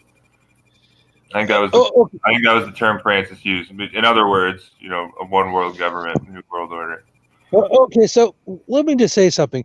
It is wrong, it is evil, it is immoral, it is unconscionable for Jorge to be there to begin with. However, if we were going to be there, I think he should have been there as a private citizen. He should have been wearing a coat and tie, and they should have addressed him as Senor Bergoglio or Mr. Bergoglio, because. Hey, George. According to the militant, that's what he prefers.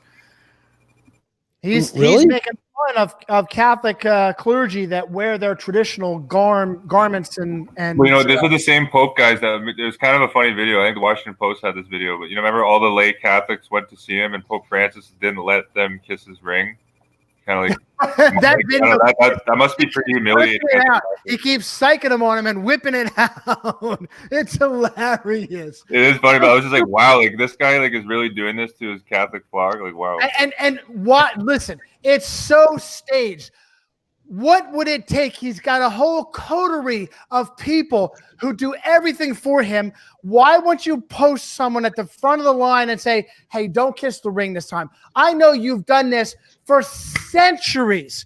This time, don't kiss the ring. That's all it would take to post somebody and post one of his minions at the front of the line and tell them he doesn't do that. He waits till they get there and whips his hand away at himself.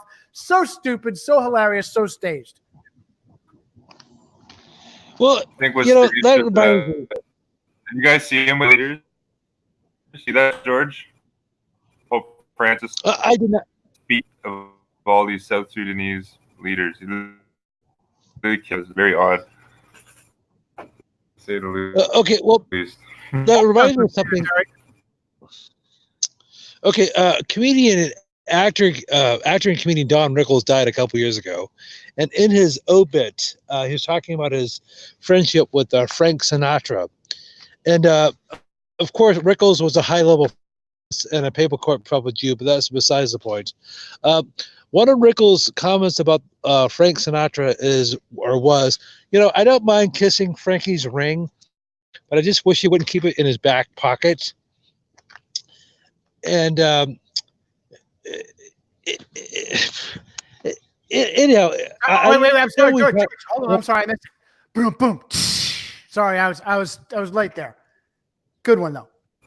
Okay, so anyhow, when Jorge addressed his subjects 4 years ago, back in September 2015, he talked about three issues.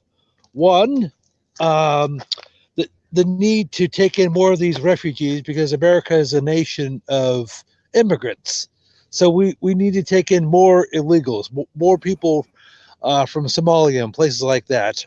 Also, we need to get rid of the capital punishment because, well, I just don't like it. Regardless of the circumstances of it, regardless of whether it's justified, just get rid of it.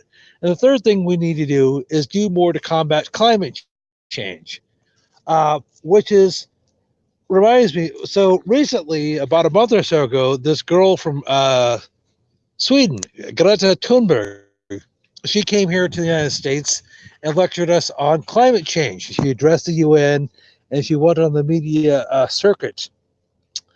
She went on all the talk shows and things like that. And so even though she's only 16 years old, you got the impression she'd been doing this for over a decade. She was I know she's a little bit awkward, but despite her awkwardness, she is relatively polished. So she came to the UN to lecture us on climate change, saying, she was using, vitriolic language. She said, how dare you rob me of my future? How dare you give us empty words, empty promises? You need to fix this situation now. And okay, so there was a video, was it Hawkeye? There's a clip where she and Jorge got together recently. So you can just tell who's orchestrating all this. Now, I just want to say if I could just talk for a moment, something that has been a controversial issue for years, if not decades, is the whole issue of climate change. They used to call it, quote, global, end quote, warming.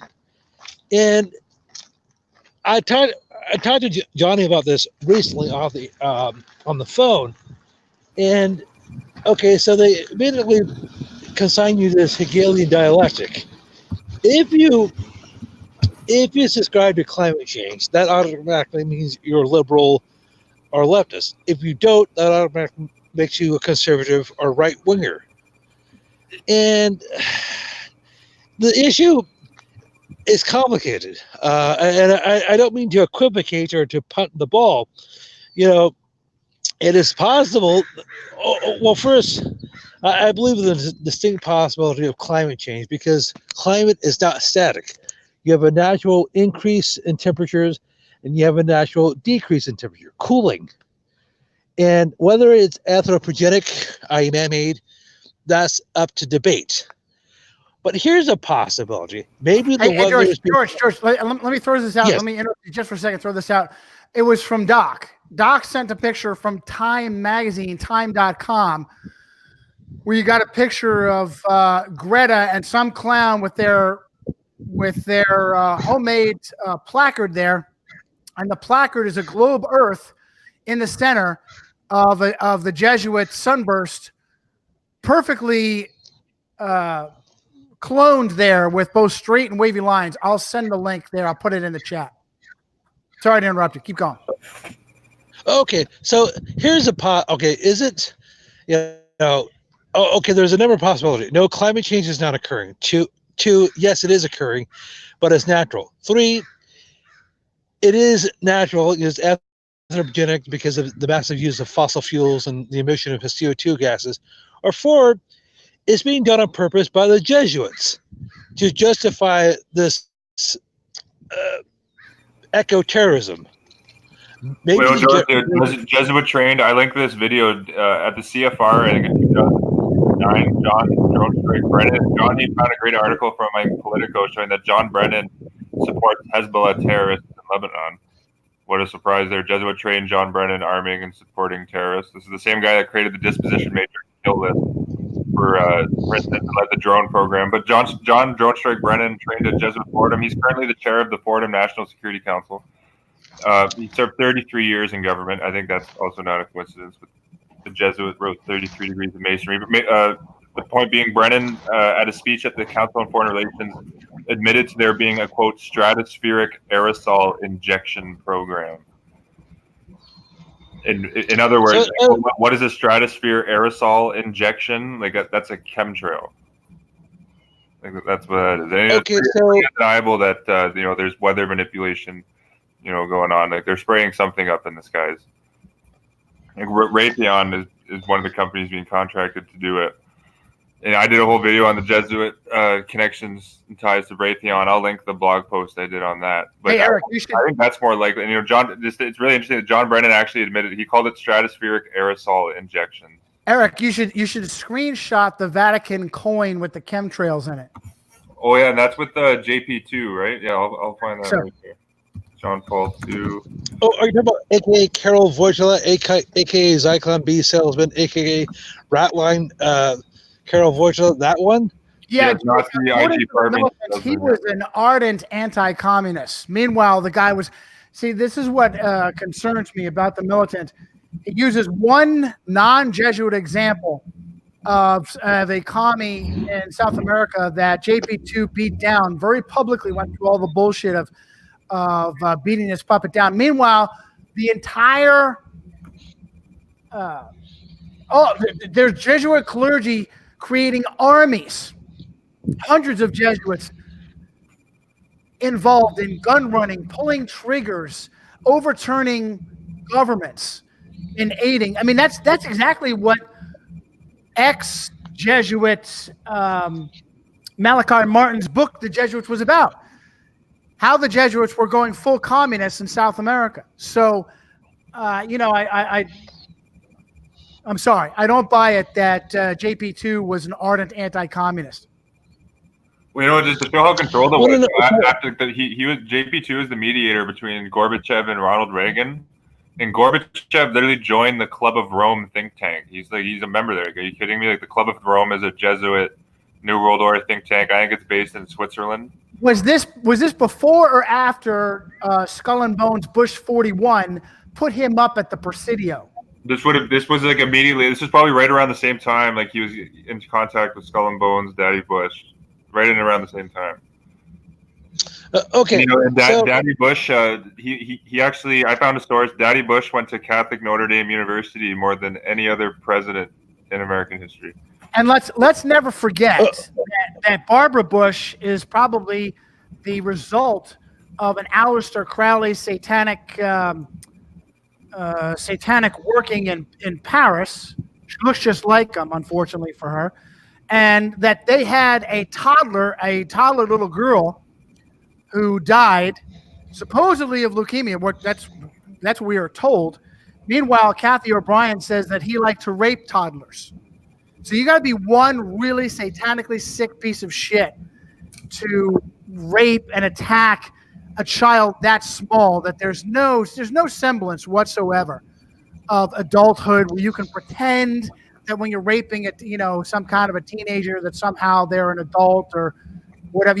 When you rape a child that small, you got to be pure Satan. And that's what. There's multiple accusations with Bush being a super sexual deviant. Like Sermon Skolnick claimed that Bush, Daddy Bush, Skull and Bones, ordered George W. Junior Bush, Skull and Bones, when he was a kid, to have sex with Skull and Bonesman Victor Ashe, like when they were like 12 or 13 years old. Yeah, that's crazy. That's a fantastic. You unearthing that report. That is just so typical of just how deviant and corrupt. And this is what I want to use. This is the kind of stuff that I want to use to give the blue pill conservators, to wake them up to any idea. You have no idea to get anywhere near the Father Andrew White house. You have to be thoroughly, thoroughly corrupt, a really evil individual. So you clowns that think that Donald Trump is some kind of white knight outsider, you're a moron. Oh, and again, you brought up Johnny. Johnny. Like, is it just a coincidence that this Jeffrey Epstein case is being covered up while the president of the United States was very close with Jeffrey Epstein? Like, Not just Trump, George, but also Andrew Cuomo, who figured prominently in Eric's latest anti-gun video. That piece of shit, a good friend, also likes to rape children, I assume, which is why he's such good friends with the now suicided Jeffrey Epstein. Look, and you mentioned, Eric, in your video, your brilliantly upsetting video of how the NRA is controlled opposition run by Catholic Jesuit mentored and trained Catholics like Wayne LaPierre. They ramrodded that illegal fascist Catholic shit through overnight against the New York State Constitution, which requires 3 days for both citizens and legislators to be able to review it.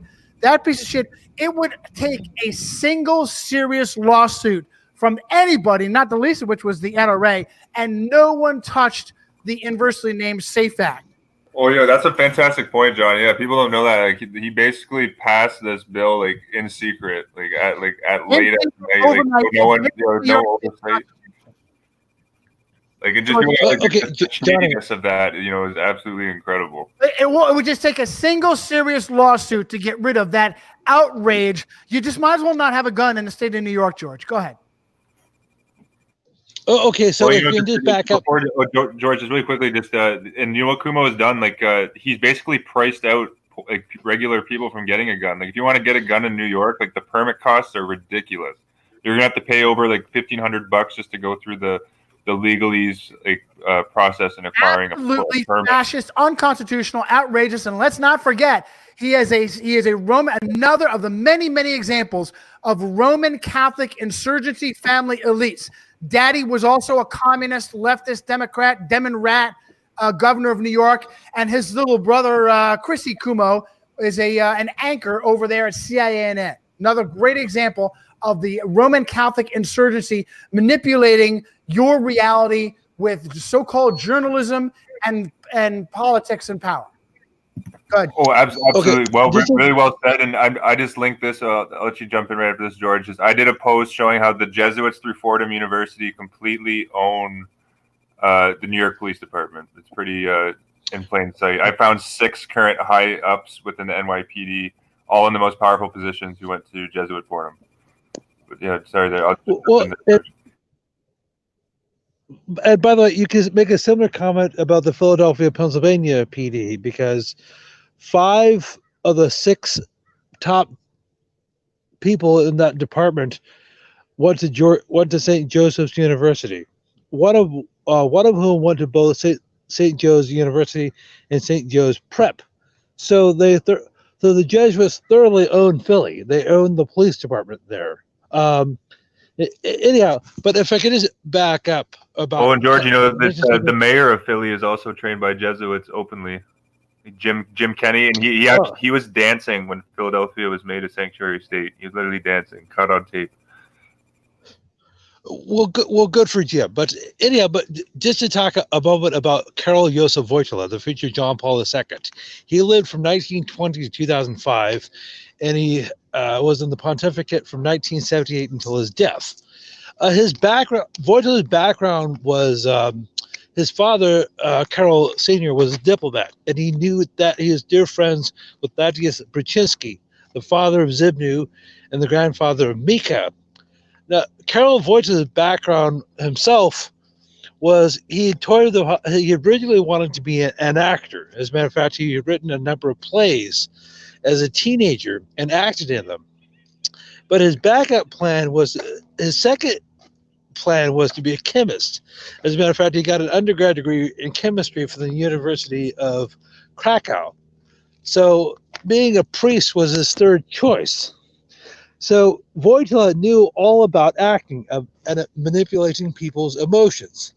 So if he had to play the part of an staunch anti-Catholic, he was more than qualified to do so.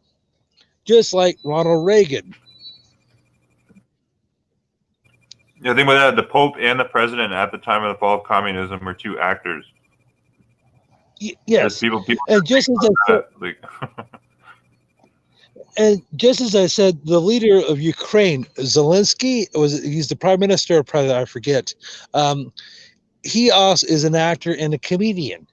I guess he's not that well known here in the West. So you have the American clown in chief interacting with the Ukrainian clown in chief. Oh, absolutely. And I think there's just like no substance to it. I think it's just to gaslight the American people and distract them from real issues.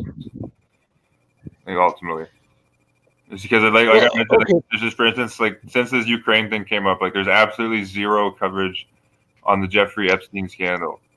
That's one of that's the biggest American scandal since 9/11, since the Jesuits pulled off the inside job of 9/11. Like the Jeffrey Epstein scandal is pretty vast. Okay. You know, you can see it goes to the same Pope Wojtyla, IG Farben, Nazi gas Cyclone B salesman, is in a photo with Jeffrey Epstein. Eric, that's a great point. Yeah, the superhero anti-communist JP2 was a treasured picture by and Eric, you should, if you have an opportunity, maybe pull that up. The Jew pedophile providers, Ghislaine Maxwell and Jeffrey Epstein. Oh, and the same Catholic Chunkita Sarnov, who supposedly is telling us everything about Jeffrey Epstein and just how deep it goes in her book, Trafficking, is also, she was close with Ghislaine Maxwell, Catholic Chunkita Sarnov. And this is Ghislaine Maxwell here where my mouse is, with Jeffrey Epstein with Pope John Paul II. Think about what you would do if you were a legitimate, a serious newspaper.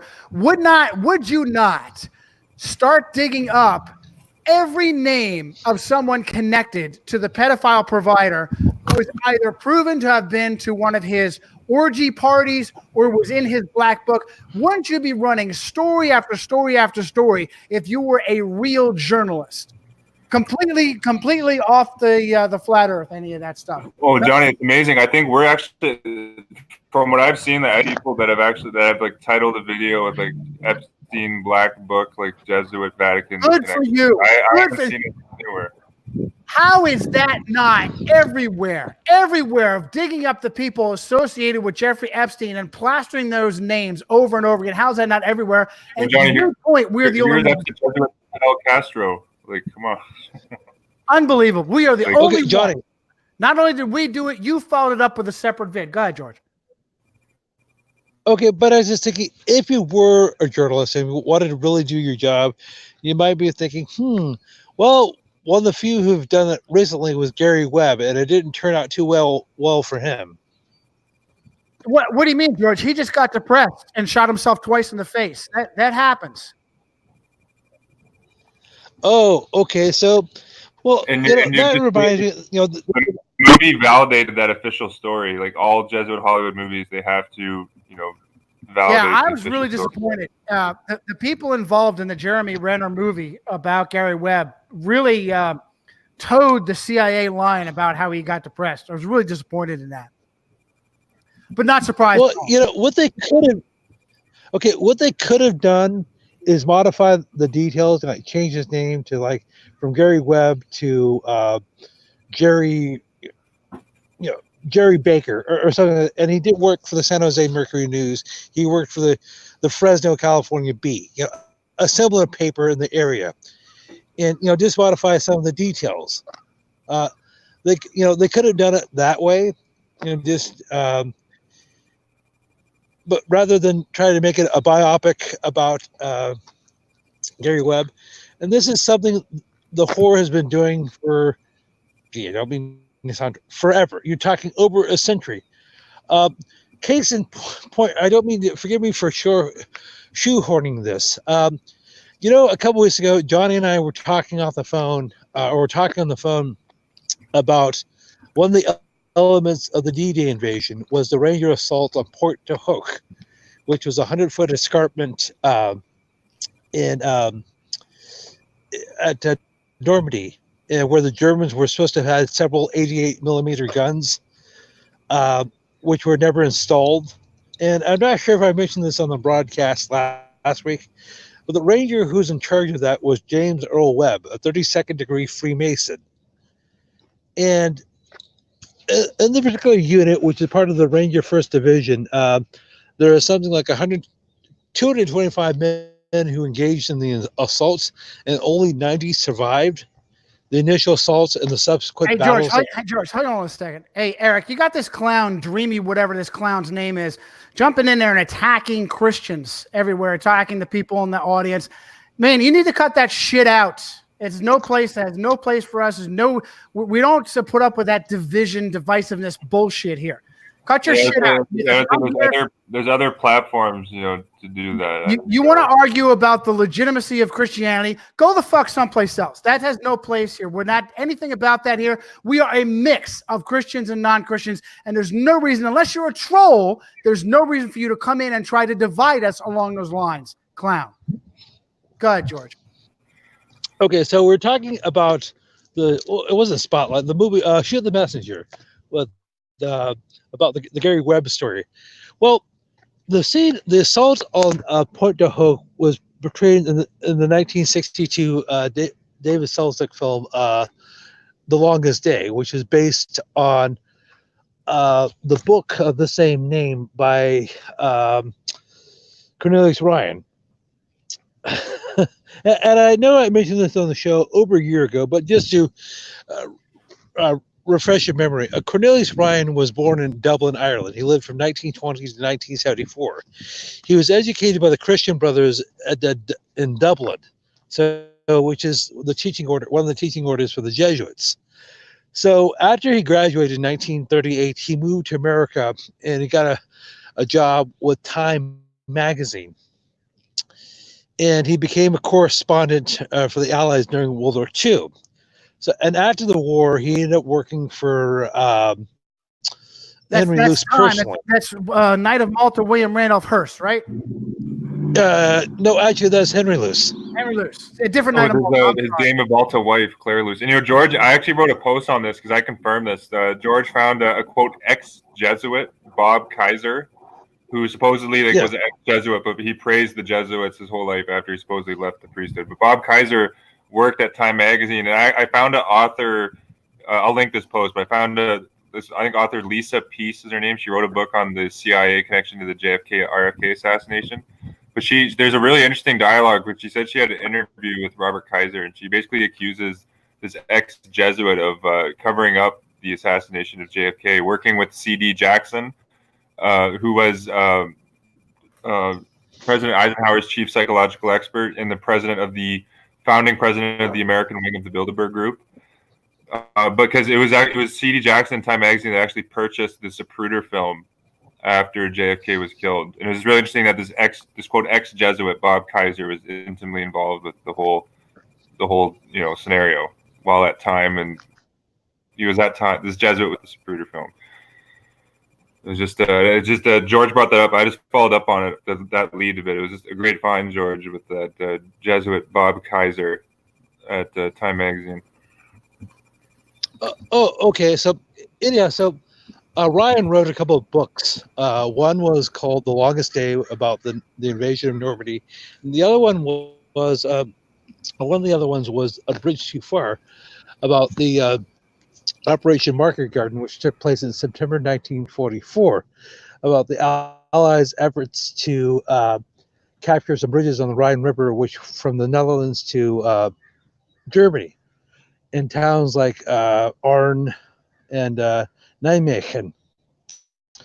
So anyhow, but I can talk about the longest day or the bridge too far in just a moment. But getting back to Normandy, one of the major elements of that battle was the Rangers were supposed to take out these 88 millimeter guns, which turned out to never have been installed. And there's the two of the excuses in the book are: one, my dog ate my homework, and the second one was, well, we just had bad intelligence. How could the Rangers have not, or the boy raping devil worshippers who are controlling the Rangers, not have known this? Because the Allies had taken thousands of reconnaissance photographs with the RAF and the Army Air Corps in the weeks and days before the invasion. They're in constant contact with the French resistance. How do you miss a major detail like that? So, in other words, over half of this Ranger unit was wiped out for nothing. All right, well, George, the point of that is, and we went over this last brief. Big picture here. The big picture is the invasion at Normandy was absolutely treasonously needless. There's no reason to take thousands of men and put them in the vulnerability of crossing the English Channel into the teeth of defenses created by Erwin Rommel unless the goal is to slaughter as many as possible. And then you give Rangers, who are some of your best soldiers, an impossible mission that even if they accomplish, they can't, you give the Rangers an impossible challenge that even if they overcome the challenge, they cannot accomplish the mission, which is to spike the guns that were never there. Well, this really reminds me of this Normandy with Okinawa, U.S. military, and they were betrayed in the same way, I think, just with very, very treasonous military commands. But they sent, this was covered in the show The Pacific. In Okinawa, there was this wide open airfield that the U.S. Generals ordered the U.S. infantry soldiers to cross, but they literally ordered them to cross this wide open airfield. And most of these soldiers just got slaughtered because the Japanese had guns positioned on the other side. Why would you send your soldiers across a wide open airfield where you're going to get gunned down? You could have just bombed the Japanese side of the airfield. There was no need to send your men across a wide open, no man's land like that. And most of them did get slaughtered. We've joked about this before, and it's not a joke. We made what do you call it? A dark, macabre comedy. I don't know how to put this. It's not funny. It's evil. It's not incompetence. Whenever controlled historians or journalists address these outrages, they always couch it in terms of incompetence. Well, Johnny, actually, the names escaped me. You found this historian who, what was the book he wrote? Willful Blindness on the FBI. This guy said, I was the just FBI going to mention the 1993 World Trade Center bombing. Didn't that author go to Fordham? Andrew McCarthy, who was the Irish Roman Catholic prosecutor who prosecuted the Blind Sheikh, who claimed that it was incompetence, it was willful blindness, how the FBI were intimately involved with the terror cell and actually gave them an Egyptian operative who built the bomb. The Egyptian operative, Imad Salem, was in contact with his FBI handlers and said, look, they're calling my bluff. They want me to build the bomb they can put into the World Trade Center. What should I do? And his FBI handlers came back and said, build the bomb. At that point, Imad Salem started to record. He said, these bastards are setting me up. They're going to kill me. I'm going to disappear. And at that point, he started to record all his conversations with the FBI, and that helped to keep him alive. They lost track. It was incompetence. The same way with that bullshit with Fast and Spurious, how they're giving the Sinaloa drug cartels real assault weapons, real machine guns, explosives, 50 caliber sniper rifles. Are you out of your fucking mind? Imagine giving the most ruthless, brutal, cutthroat bastards on the planet the things that those pieces of shit do to torture someone that is on their hit list, and you give them military-grade weaponry. Are you kidding me? Everyone involved should be hanging by their balls from a tree, including Eric Holder. And instead, Eric Holder has the balls to say he might run for president. Johnny, this happens over and over again. It was Papal Knight of Saint Sylvester, Knight of Malta, William Donovan. I'll link the source, the military source. This guy gave, I think it was sourced, over 40,000 pistols and semi-automatic and automatic weapons to the communist Chinese. Right. We talked about that. Why would you give 40,000 pistols? What are 40,000 pistols? 40,000 pistols are terror weapons. That's what you give your lowest low-life soldier to terrorize civilians who have no weapons. If you have no weapon, then a pistol is a terrorist weapon to be used against the average citizen. Oh, absolutely. And just think about how many lives have the Communist Party been responsible for since they were enabled to come into power by Papal Knight Wild Billions. It's just it's gross. And to your point, a great point on Andrew McCarthy, as you just mentioned, his gatekeeping.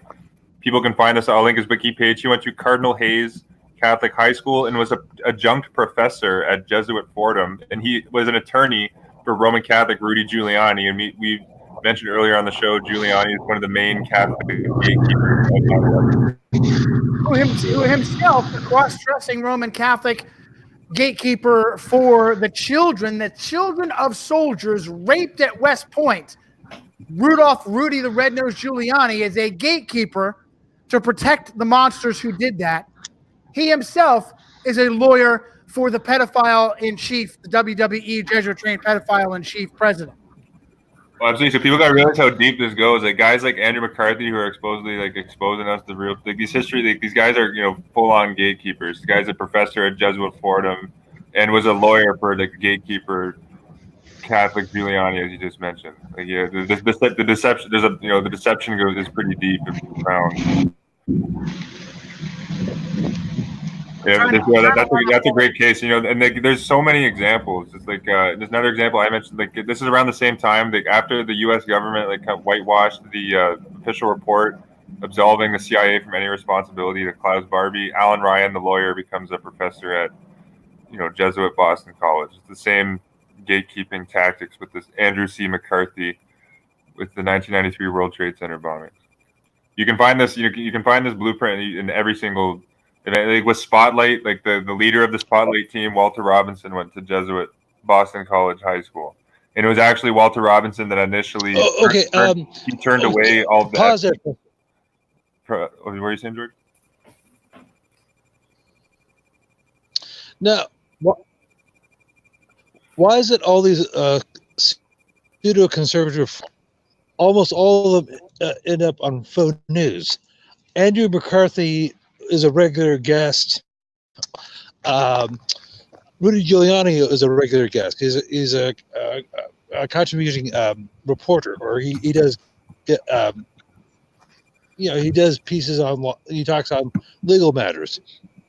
Also, when Laura Ingraham had a radio show, both Rudy and Andy were that. Laura Ingraham, the apostate Southern Baptist who became a Roman Catholic, 15 years ago or so. And Eric has done a piece on her about who was Ingram's handler. Well, actually, it was to the Catholic Trump's White House lawyer, Pat Cipollone, who went to Jesuit Fordham. He's currently Trump's White House counsel. He's credited for converting Laura Ingraham to Catholicism, I think, in 2002. Oh, okay. So, anyhow,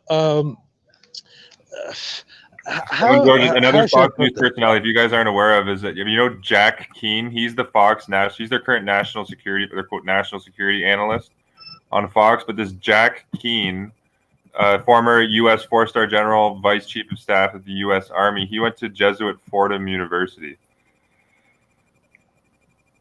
and now he's Fox's national security analyst went to Jesuit Fordham. How fitting. They're just completely controlled.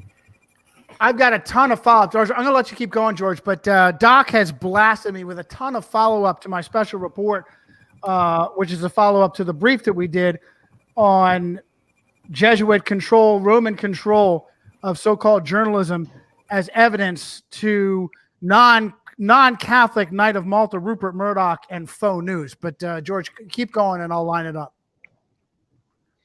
Oh, okay. So I just wanted to shift gears. Was there any other points you wanted to hit on Rudy or Andy or any of those? And this is Andrew. Sorry, sorry, this is Andrew McCarthy, the lawyer and media personality, not to be confused with Andrew McCarthy, the actor. Yeah, that's Andrew, not just a lawyer, but also a federal prosecutor involved with the cover-up of the 1993 World Trade Center bombing done by the Federal Bureau of Inquisition. Yeah, so he's a gatekeeper in the court system, and then he's the author gatekeeper as well. He capitalized off of his treason. He capitalized off of his Roman Catholic treason. Made money off of it. Oh, okay. So, to me, if you're okay, I mentioned this, I believe, on the previous brief. If you have a nexus with intelligence in some capacity, the CIA, Office of Naval Intelligence, that's an automatic red flag. Another one is if you're a federal prosecutor. Let me say why. Let me say why, because I've said this in the past. You rely on intelligence to tell you who your enemies are, and intelligence is a great place to corrupt, so they can basically fabricate your enemies who didn't exist. Go. What's the next one? Also, the your intelligence will tell you, or supposed to give you the heads up on who your enemy is, where they're located, how many weapons they have, where their camps are, all that sort of stuff. Or they're supposed to withhold information from you so you can get as many of your men as possible killed. Oh, we're sorry, we didn't know. Oh, I guess we didn't know the Germans didn't have to install their 88 millimeter guns at Pointe du Hoc. It was a boo-boo. Sorry, fellas. That's okay, George, because the people behind that operation were arrested themselves. They were demoted. They were pulled out of their position, right? I mean, you have that, right? Well, yes. So if I could go on a slightly different tact. I'm saying that as a joke. It was probably the same number of people who were arrested or demoted after the 1993 World Trade Center bombing, or arrested or demoted after the Fast and Spurious scandal broke. Same number of people, 0. Yes, and of course, now this is speculation on my part, but I'm sure the Allied intelligence, British MI6, the OSS, they were working with the Gestapo and the SS to make sure the Germans did not have those 88 millimeter guns at Pointe du Hoc. And I just mentioned that as an example. There's probably been, you can probably give hundreds of examples. Okay, because the whole purpose of that little sideshow, the assault on Pointe du Hoc, was to get as many Rangers as possible killed. Pure and simple. And of course, to kill as many Germans as possible, because it's a win-win situation for Rome. You have heretics killing heretics. Now, just switching gears somewhat, I sent you something a few days ago on the actor and comedian known as Red Fox, John Sanford, who had a brother named Frederick Sanford. Red Fox lived from 1922 to 1991, and he was known as the progenitor of the Dirty Black comedians, going back to, the 1940s. And he talked about all the things you were not supposed to talk about back then. Sex, going to the bathroom and things like that.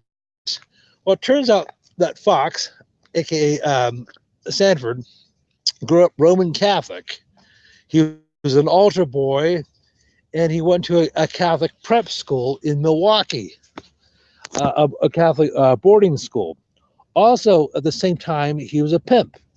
He did a show, a comedy show in 1978 in Las Vegas, Nevada, which was later aired on HBO, and which he openly admitted this. He said, "Oh yes, I was a teenage pimp while I was still a member of the Catholic Church and an altar boy." So, fitting. Well, the priests are the real professional pimps in society. He's probably got great advice. Okay, so long before you had Richard Pryor, who himself was a Roman Catholic, was a Prince Hall Freemason. He was molested. Great. Wow, I'm sorry. I didn't know Richard Pryor was Catholic. Sorry, keep going there, George. Great info. Okay, he's a Prince Hall Freemason. Pryor lived from 1940 to 2005, 2006. He grew up in Peoria, Illinois. His mom ran a house of prostitution, and her mom was the madam and one of the providers. as was her mom. Okay, Pryor's grandmother ran the house of prostitution. Then her mom took it over. Then he had several aunts who were involved with it while he was going to Catholic church. And of course, he was abused as a child himself. Pryor never knew his father. Uh, so he was considered to be, so you had Red Fox, Richard Pryor, then you had later Eddie Murphy. Well, hang on. We're bouncing also around. bad. We're bouncing around a lot here. I want to add some few things that I think you're missing. Don't forget, I mean, first of all, Pryor is well known to have been sexual deviant, bisexual, Freemason. The guy was just thoroughly, pardon my language, fucked up. He was promoted because he was raised Catholic and abused as a little boy. And that helped feed into why he was pardon my language, a fucked up adult. And he also became a Freemason. We found out, you and I found out together, both Red Fox, a.k.a. John Sanford was his name he was born with, and his on-screen son, DeMond Wilson, were both Roman Catholic and altar boys. And they were picked out because of their black Roman Catholic background to be on that show owned by Jews. A great example of this is the 1975 episode Steinberg and Son, where they spoof the fact that it's a sitcom, and they create in that episode a sitcom based on the sitcom, and all of the characters in the show are replaced with Jews. And that episode was written by Saul Turteltaub and Bernie Ornstein. And uncredited is far-left communist Jew Norman Lear, who also did All in the Family to mock with Roman Catholic Carol O'Connor, Protestant America. And of course, his son-in-law on the show, Sanford and Son ran from 1972 to 1975. All the family ran from 1971 to like 1980. There, I had to go look up the dates. But one of the cast members on All the Family was Rob Reiner, son of Carl Reiner. Rob played Michael. Was that Carl Reiner, the Jesuit from Vatican II? Oh no, close. That's Carl Reiner. Oh, Reiner. Okay. Carl Reiner. I got the name. The comedian straight man who also went to Georgetown, went to the Georgetown School of Foreign Service, because when you got a Jew comedian, you want him to be able to, do foreign diplomacy at the same time. So Carl Reiner, another great example of a Jesuit-trained Jew and not the other way around. Okay, so anyhow, but as I said, Rob Reiner, the son of Carl, played Meathead Spivak, the hardcore leftist Jew son-in-law of Archie Bunker, played by Carol O'Connor. And of course, they were constantly bickering about issues, about gun control, race relations, the war, the then war in Vietnam, right. and the protest. And whenever that Irish Roman Catholic piece of shit, Carol O'Connor, said what was the mainstream conservative Protestant point of view, he said it in an obnoxious asshole way to mock and lampoon us. And Rob Reiner, and I think he's a leftist Jew in real life as well, always made sense in his hippie, leftist, left-wing, far-left counters to Carol O'Connor being an asshole and mocking basically me. Yes. And of course, in all fairness, now, not to bring up the religious issue, is somewhat unfairly, we tend to paint all Catholics with a broad brush. Many of them are truly conservative. Many of them truly do love their country, America, Canada, where it is they live. But you're talking about a minority of the Catholic Church. You're talking somebody like Rudy Giuliani or Andrew McCarthy or something like that, or Brett Kavanaugh. Those are a minority within the Catholic Church. Archie Bunker was, even though he was supposed to be a Protestant and he was supposed to represent middle class Americans, Protestants, he did represent a number of conservative Catholics who did go to mass on Sunday, but still otherwise loved their country. They loved the Constitution. So I just wanted to George, I would never. I would never trust a Catholic, whether he said he loved America or not. I would never trust a Catholic in any position of power, not even as a soldier or a cop. There is always that question of their ultimate loyalty. If they believe their very soul is at stake, are they willing to commit a crime, to commit treason, because their clergy tell them to? And that's why the Catholics weren't even allowed to vote when the country was founded. That's a good point. Okay. Even JFK, I think, via pressure for the Catholic bishops, didn't give any U.S. military support for the Bay of Pigs invasion. He still went ahead with it, but there was no military support given. It was probably if Kennedy really, wanted to get rid of the communist menace 90 miles south of Florida, that a literal Jesuit Fidel Castro being in charge, you think he would, given military aid. And Catholic bishops still had enough sway to do that. Catholic bishops still had enough sway. Why? Because those Cuban Catholic patriots, probably in that tiny minority that George is talking about, were designed to be slaughtered on the beaches there. They were made to be slaughtered, just like the Polish patriots were at Warsaw in 44, just like the Hungarian patriots were made to be slaughtered in the Hungarian Revolution, and the Czech patriots were made to be slaughtered, all by the Catholic Church, Rome, and their traitorous piece of shit puppets in Western intelligence, MI6, the CIA. Yeah, a lot of those Hungarian patriots were Catholics, because it was a Catholic priest, Cardinal Vincenti. We mentioned this on the last show. Cardinal Joseph Vincenti was like the lead agitator with that coup. So many of the Catholics that were viciously put down by the Soviet response, or many of the patriots that were put down in Hungary, were just lay Catholics. Without that Catholic priest to hype up the revolution, many Hungarians would not have been killed. Oh, I agree 100%. And just the time and brutally slaughtered. I mean, we're talking about pitchforks versus T-55s.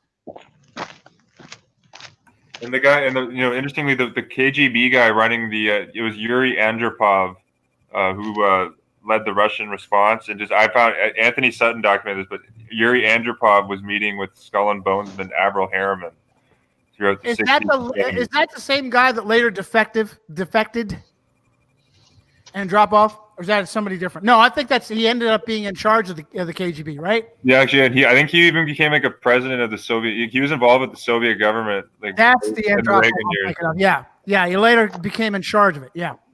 Yeah, so that just shows how controlled it was that he's connected with Avril Harriman, Skull and Bones. But one of Avril Harriman's personal advisors during his rise to power was Jesuit-trained Vernon Walters. Vernon Walters went to Jesuit Stonyhurst. A lot of people don't bring that up. And I'll just mention, just going into some of the celebrities, just another name that ties into the topic we were just going into with the pimps. I'll need a refresher on those names because Richard Pryor and the other the pimp comedian is Sammy Davis Jr., like a prominent actor at this time. Sammy Davis Jr.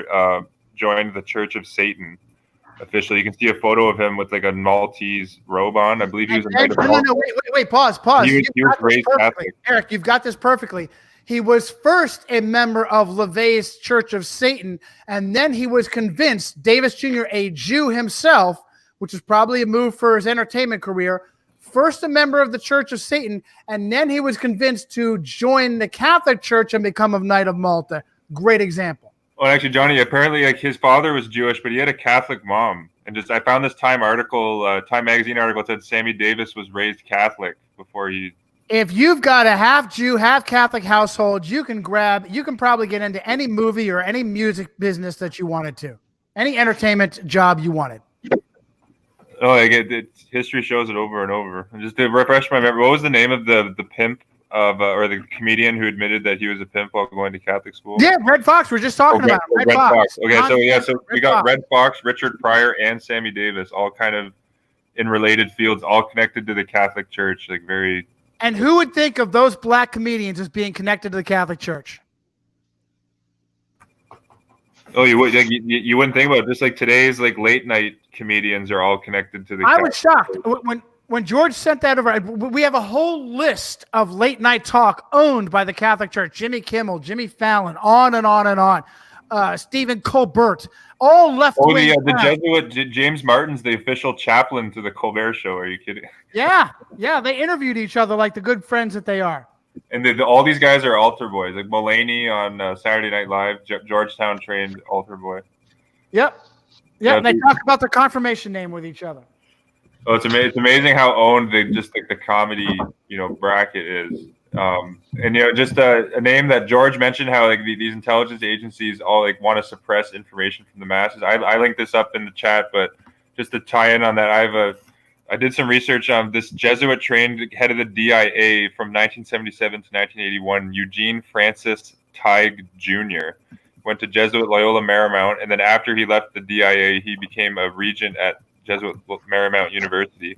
But Eugene Tighe actually, in a 1980 United States 96th Congress second session on the National Intelligence Act of 1980, this Jesuit trained at Loyola General Eugene Francis Tighe actually puts in the congressional record that I'll use from his own words. This is from a Jesuit. You think, why does Noam Chomsky not talk about this? Well, Noam Chomsky lived with Jesuits and has an honorary degree from Loyola.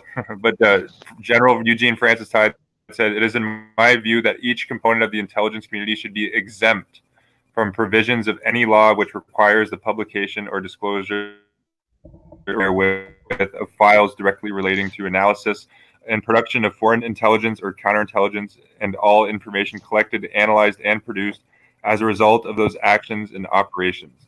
In other words, this Jesuit-trained Eugene Francis Tighe wants all intelligence agencies completely exempt from the Freedom of Information Act, so they don't have to disclose anything to the American secret, like safe and secure, that there won't be any disclosures. Absolutely.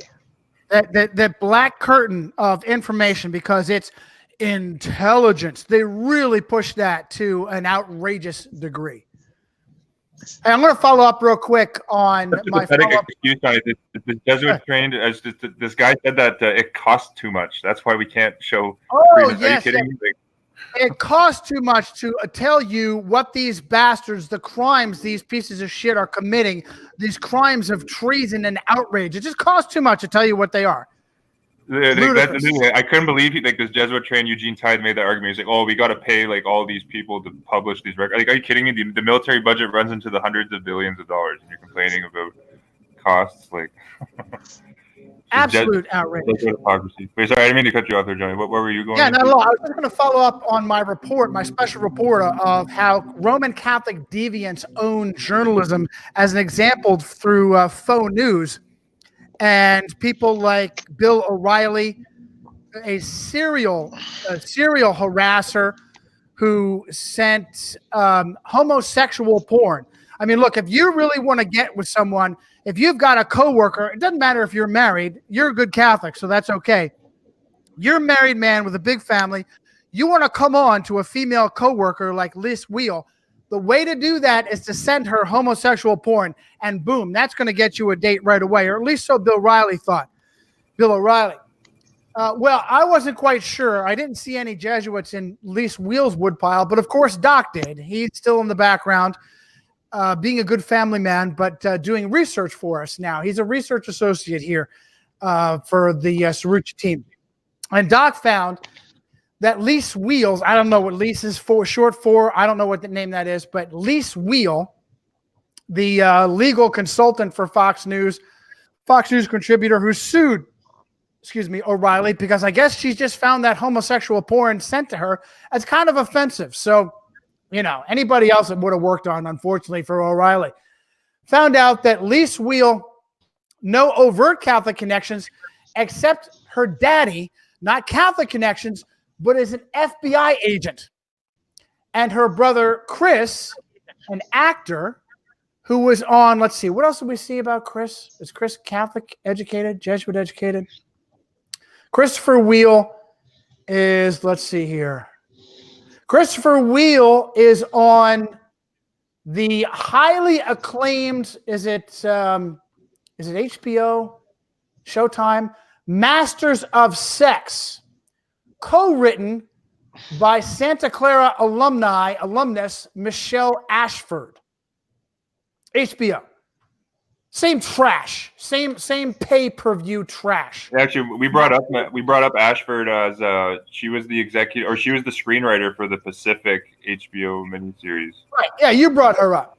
Oh, you were talking about Andy Ackerman, who helped produce and direct Seinfeld. Oh, a Jesuit-trained Roman Catholic behind all those Jews. What a surprise! And Michelle Ashford. So it's weird how it bounces back and forth. Lise Wheel, her brother Christopher, is an actor. Hey, all it takes is your dad to be on the Federal Bureau of Investigation and be a traitor, a high traitor, in the way that Ann Coulter, whose father is both FBI and a devout Roman Catholic. And then, boom, suddenly things happen for you. Oh, David Hogg's daddy's an FBI agent, and he was supposedly one of the victims. Oh, yeah, shooting in Parkland, and now he's like the go-to spokesman for. You bet. Do you have that picture? Can you pull up the picture of the grieving mother with the ashes on her forehead, Eric, from the Parkland? Oh yeah, I'll pull up mother ashes.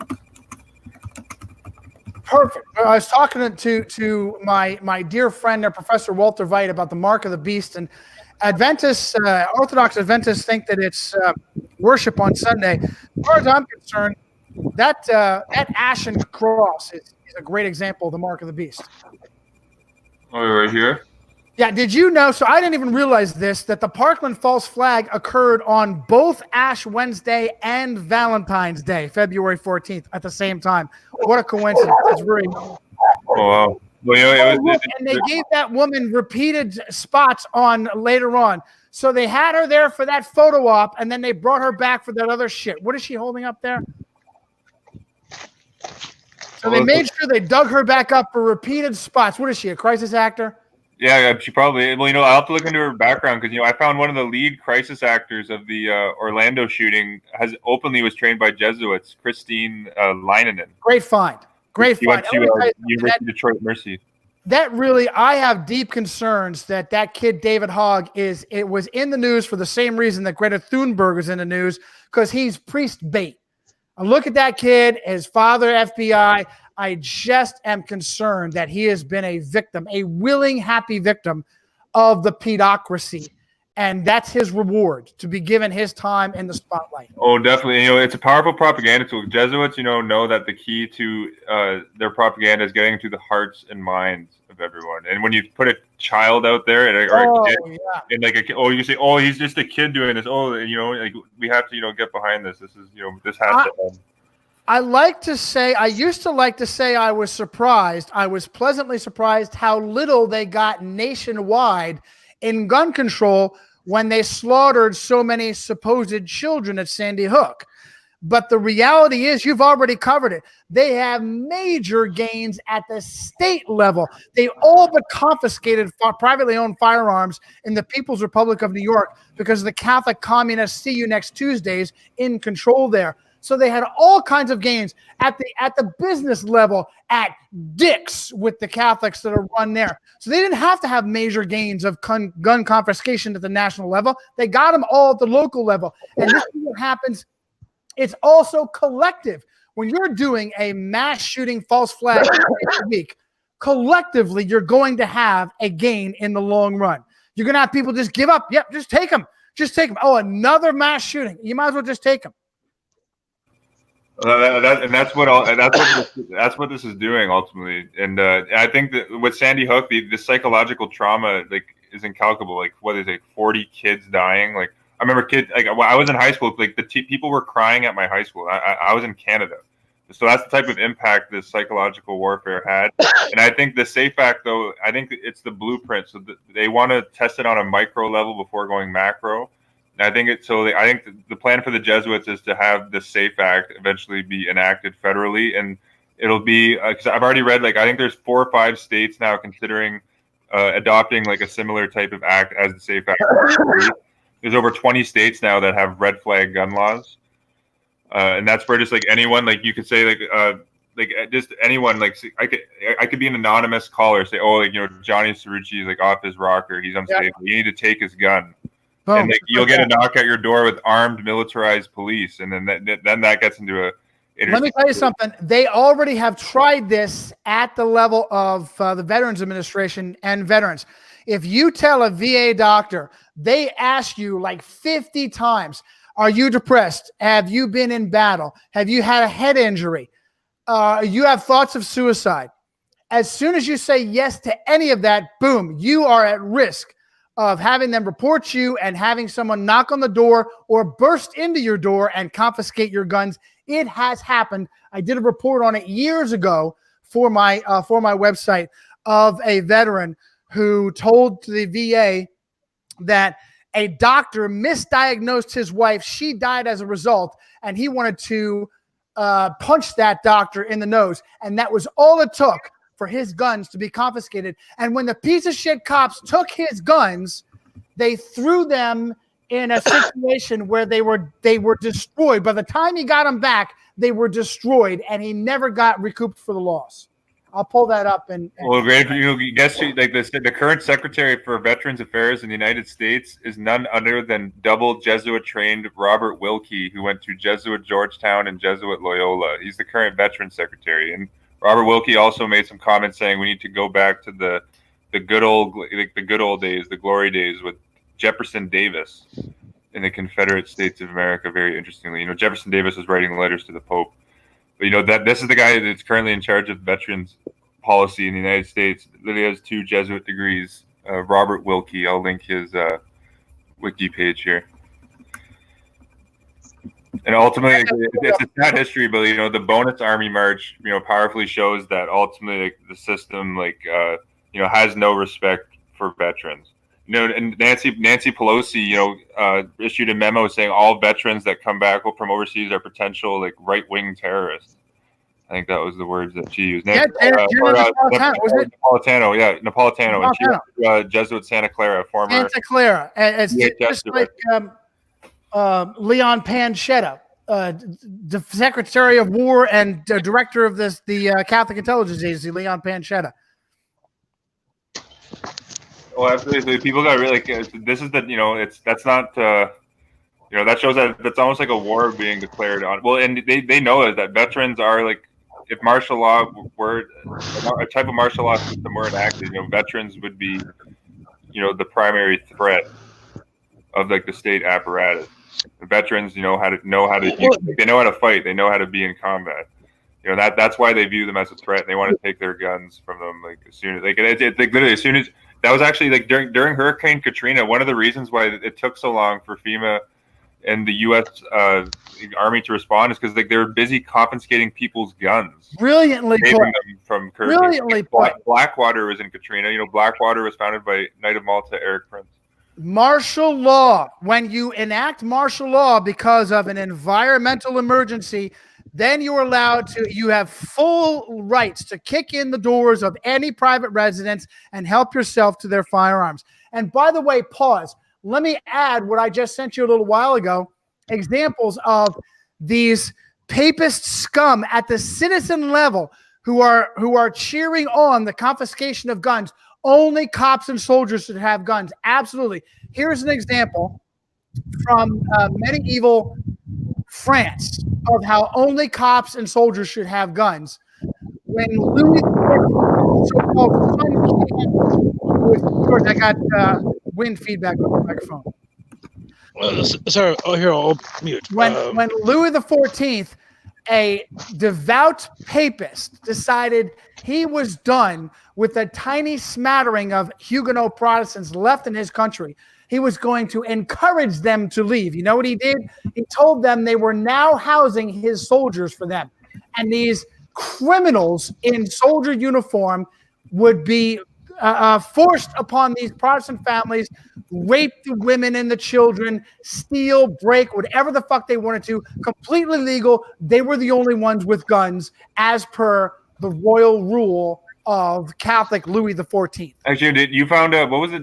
They had Louis XIV. I just linked in the description. He had a Jesuit as his father confessor, Francois de la Chaise S.J. But you found that Louis XIV he would send Catholics into the families of Huguenots to indoctrinate them back in. To forcibly convert them, and if not, then he would follow up with their soldiers. He called these royal edicts dragonades. I'll give this in the chat. Yeah, and Johnny, that just reminded me. That's exactly what the Chinese Communist Party is doing in their re-education camps with the Muslim Uyghurs. That's exactly what they're doing. The same tactic that Louis XIV, did way back in the 17th. It's the exact same tactic.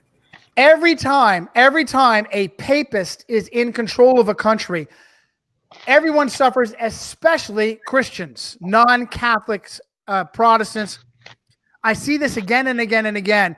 Meanwhile, you have these frauds in history and journalism claiming that Protestants have been just as brutal as Catholics.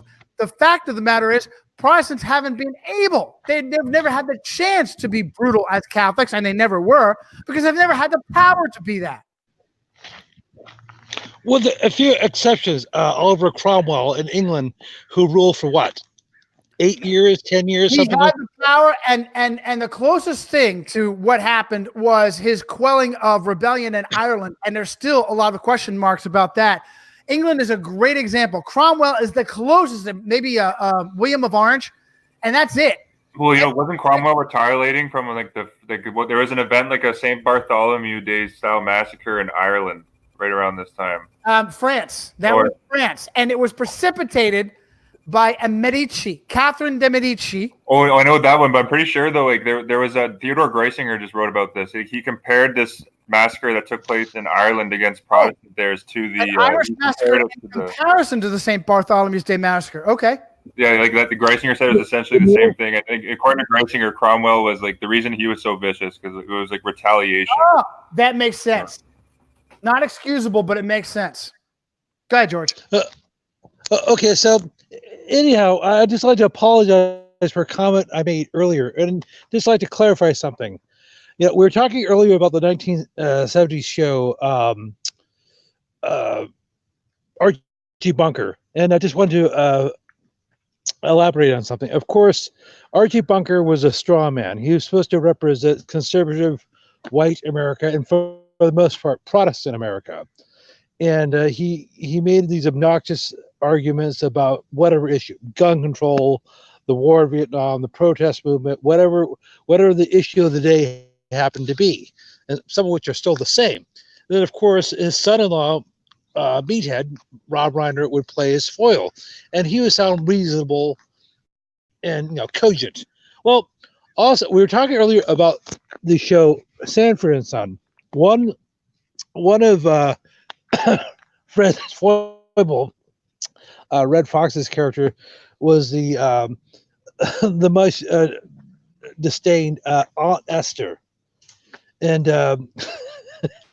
and they're constantly. Aunt Esther was this Bible thumping Baptist bigot who was constantly berating Fred for his ways, for his drinking, for his smoking, for his carousing, for his language, anything. And so she was just another stereotype of the Protestant bigot. Even though she was a black woman, she was like Aunt Esther was basically a black female Elmer Gantry in Archie Bunker. She was always the butt of his jokes on the TV show Sanford and Son. George, great point. You would never see an Elmer Gantry style huckster portrayed as a Catholic from Hollywood. You would never see that. What an absolute outrage. Give me the name of that actor. Used to be a trapeze artist. Wasn't even a papist. The actor who was boy, I'm drawing a blank. No, the one in Elmer Gantry. Oh, are you talking about Burt Lancaster? Yeah, Burt Lancaster. Yeah. Okay. As opposed to his friend Kirk Douglas, who had a Jewish background. Yes. Well, Kirk Douglas is actually still alive. He's like over 100 years old. Now, Kirk Douglas, as you said, is a Russian Jew, as his family. But one of his daughter-in-laws, Catherine Zeta-Jones, is Catholic. She's married to Kirk's son, Michael Douglas. But anyhow, so you're talking about Catholics in positions of authority. So when you have Catholics or people trained by Catholics in major positions of authority, such as President of the United States, Governor, Prime Minister. Just keep going, George. There's a governor, there's a really Catholic governor that I wrote an article on that I want to cover just before we get to the 3-hour mark. But the Pete Ricketts of Nebraska is an example of a powerful Catholic. He's the governor of Nebraska, Knight of Columbus, Knight of the Holy Sepulchre, sits on the Archbishops Committee. And I'll just introduce to some of the research I found here. I found this interesting. Well, Governor Pete Ricketts is the son of Joe Ricketts, who founded TD Ameritrade. Currently a billionaire worth like $2 billion. Joe Ricketts went to Jesuit Creighton, and Joe Ricketts recently financed an entire Jesuit retreat house out of his own pocket. It was just built in 2018, called Cloisters on the Platte in Gretna, Nebraska. But this Governor Pete Ricketts just really, have you guys heard of the Lumen Christi Institute? Is that name ring a bell? Because it's really interesting. Because you know how the University of Chicago was founded, this is basically a Rockefeller-controlled university. But at the Rockefeller University of Chicago, they have this Catholic Institute. This is a Catholic institute called the Lumen Christi Institute, and Governor Pete Ricketts serves on the board of directors there since 2013. But literally, so the Rockefeller University of Chicago. This is what I wrote here. So the Rockefeller University of Chicago is where the Catholic Lumen Christi Institute is located. How fitting! When the CIA and the Vatican orchestrated a coup d'état in Chile in 1973 and placed devout Catholic Augusto Pinochet as the puppet ruler, Milton Friedman and a special team of, quote, economists from Rockefeller University of Chicago set up a joint program with the Catholic University of Chile to indoctrinate students in, quote, free trade and free enterprise. And then Milton Friedman actually admits to this in an interview. Milton Friedman answers the author's question about what he was doing in Chile. Milton Friedman says, sure, when I was in Santiago, Chile, and Milton Friedman is like a big economist. Like he was known as, I think he was Jewish, but even in today's, he's worshipped in the modern economics courses. But Milton Friedman says, sure, when I was in Santiago, Chile, I gave a talk at the Catholic University of Chile. Now I should explain that the University of Chicago had, and that's Rockefeller, had an arrangement for years with the Catholic University of Chile whereby they send students to us and we send people down there to help them reorganize their economics department. I gave a talk at the Catholic University of Chile under the fragility of freedom.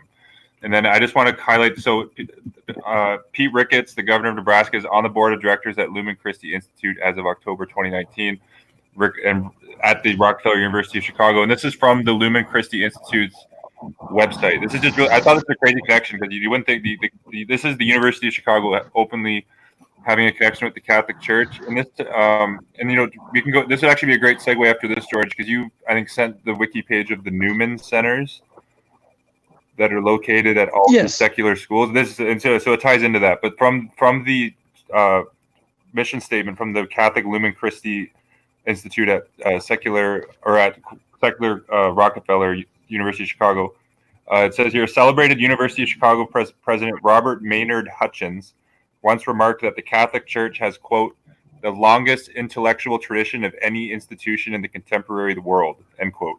The mission of the Lumen Christi Institute is to make that tradition a vital part of the culture of today's university. The Lumen Christi Institute programs enrich academic communities at the University of Chicago, across the nation and throughout the world with the insights of Catholic thought in order to engage our secular culture in a dialogue and ultimately to renew our civilization by forming leaders for a global society in need of Christian wisdom. And here's one of their programs. The University Program in Catholic Thought provides a framework for students and faculty at the University of Chicago and neighboring schools to investigate the Catholic intellectual tradition in all its integrity and encounter outstanding scholars and pursue the integration of intellectual work and study with their Catholic faith through lectures, symposia, non-credit courses, half-day master classes, and colloquia. And I just wasn't aware of this. This is a full-on Catholic program institute at the Rockefeller University of Chicago, and this great segue into the Newman Centers. If you want to go into that, George, because like even when I was at the University of Toronto Library recently, like you can see the Catholic Newman Center right across the street from the library, downtown. This is a totally secular University of Toronto. Okay, it just about in the Western world, secular school four-year universities have something called a Newman Center, named after John Henry Cardinal Newman, the famous 19th century Anglican apostate to the Catholic Church. He's now considered to be a, quote, saint, end quote, in the Church of Rome. And he was part of the Oxford movement back in the 18th and early 19th century, which precipitated the massive apostasy of famous Anglicans. That was simply part of the Jesuits' design to recapture the Church of England and their American affiliate, the Episcopal Church. So for all intents and purposes, the Church of England is essentially another subsidiary of the Catholic Church. There may be a few congregations here and there, maybe, that are independent, but for the most part, the Anglican Church is, as I said, another division of the Catholic Church. They're not officially in communion with Rome, but that's just cut down the road. Well, George, I mentioned this before, but the local Anglican church here where I live has a Jesuit IHS on their logo, St. Barnabas Anglican Church. Like it has like the Jesuit IHS and Sunburst. It's pretty. Okay. So you know what to look for, and George, just to this Newman Center find, George, was fantastic. Because right on the Wikipedia page here, it says there are over just in the United States there are 2,000 Newman Centers. Mm-hmm. That's profound, influence. Like example here, there's the St. John's Catholic Newman Center at Catholic University of Illinois. There's the Blessed John Henry Cardinal Newman Residence Halls, the Catholic at Secular Troy University. At Secular University of Tulsa since 1946, there's the St. Philip Neri Catholic Newman Center. Like there's 2,000 of them in the United States. Yeah. That's profound. They love to blow him. He was Anglican before his conversion, right, George? Yes. Yeah, same difference. Big deal. Big fucking deal. An Anglican, basically the only thing an Anglican is a friggin' English Catholic. That's all an Anglican is. They can easily walk back. Same with let's see. What's the other? Episcopal, Anglican. It's the same damn thing. They have all the rigmarole. As a matter of fact, Episcopal is the ultimate Catholic because there you can have homosexual clergy, homosexual marriages. That's what secret Catholics do. Like that piece of shit, the child raping piece of shit, Ed Murray, who was a Jesuit seminarian, born and raised Roman Catholic, who became Episcopalian so he could marry his butt buddy and they could adopt little boys and rape them, literally, as the mayor of Seattle there. Okay, so anyhow, interestingly enough, the first Newman Center opened in 1888 in England, Oxford, England. But the first one in the U.S. opened, interestingly enough, at the University of Pennsylvania. Oh wow! Would you know that's further proof that that's a covert, Jesuit-controlled school. And I found interesting going way back to James White, the Jesuit-trained grandfather of the Chief Justice Edward Douglas White, who signed off on the Federal Reserve Act. James White, I think he was a representative from Tennessee, like the early 1800s. He also went to the University of Pennsylvania, as well as the Jesuit St. Omer's College. So this James White went to Jesuit St. Omer's and then went to UPenn. This is all the way back, in the 1800s. So there's a long connection. And we use our friend, our inside papist friend, Veritas Aquitus, there on Reddit, as citation for how the private non-Catholic University of Pennsylvania is secretly run by the Jesuits. Their alumnus list just overwhelmingly says, and it's one of the reasons is we like to point out people like Donald Rumsfeld and Donald Trump, who start off with a Jesuit education, but to pretend that they did not get a Jesuit education, transfer out of a Jesuit university and go to some place like the University of Pennsylvania, where supposedly it's a secular degree. And I think it's very and keep going, George, on this, but exactly what you said, Johnny. It's very intriguing that the University of Pennsylvania is the first school in the U.S. where the Catholic Newman Center was located, and just there you go. And something to look into. Just what I mentioned, the Lumen Christi Institute at the Rockefeller University of Chicago. These are more things to look into. Like how many quote secular schools have full-on Catholic institutes at their school? Like at Oxford University, there's Jesuit Campion Hall. Like the Jesuits have their own college at secular Oxford. And George mentioned Oxford was the first school that were a Catholic Newman Center. Garden Gnome Chomsky, who lived with the Jesuits in South America as they were instilling communist upheavals, did all of his education at the University of Pennsylvania, and that's where he coincidentally made his language breakthrough.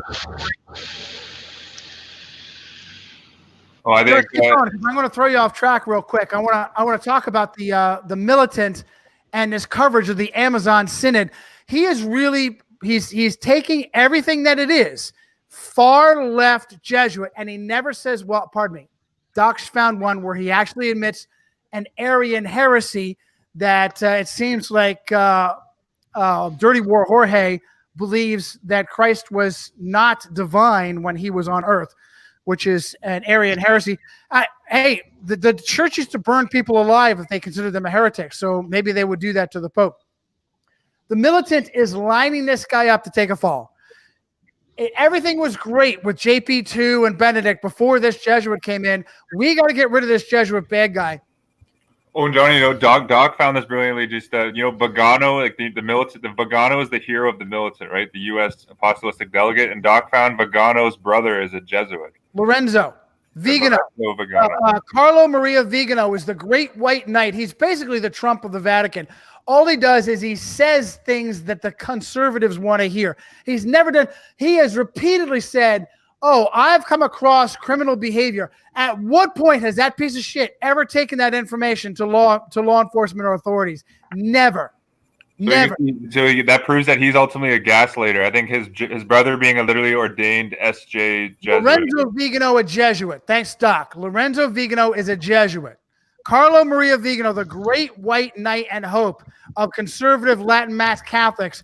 And basically, he does nothing. He just tells them what they want to hear, including he is the source.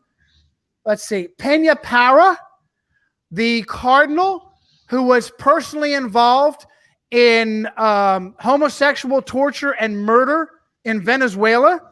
Vigano says he had seen Vatican documents.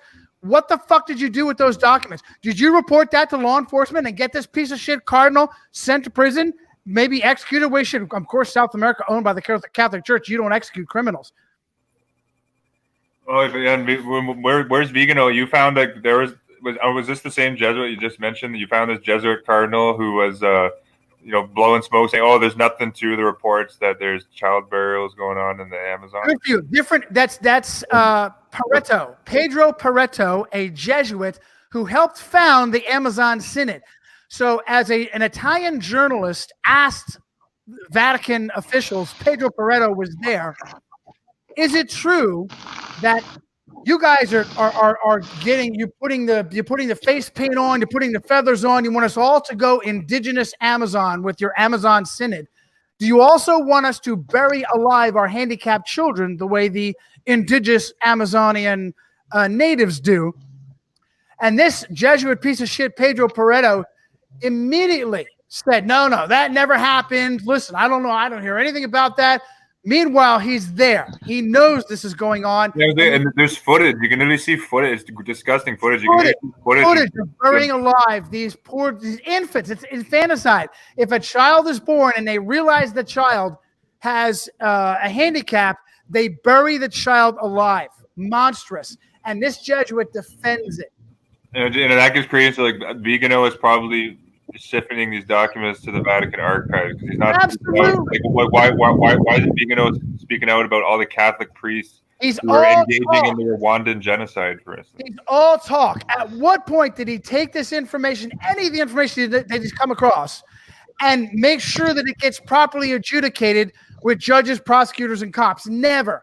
He's a big puff of smoke. And I think the militant knows this, especially with his brother Lorenzo being a Jesuit. Well, I think they know it too, because like he's literally kind of like the hero of the church. Like they're kind of like getting like the Latin Mass Catholics to like to latch on to there's hope. Like we got a real, Catholic warrior here, Pagano, that's going to bring the church back to the glory days. That seems to be the line that they're using with them. It's absolutely a propaganda line, propaganda narrative. Yeah, I'm going to give you another example. Okay. I'm going to give you another example. Is it Rossi?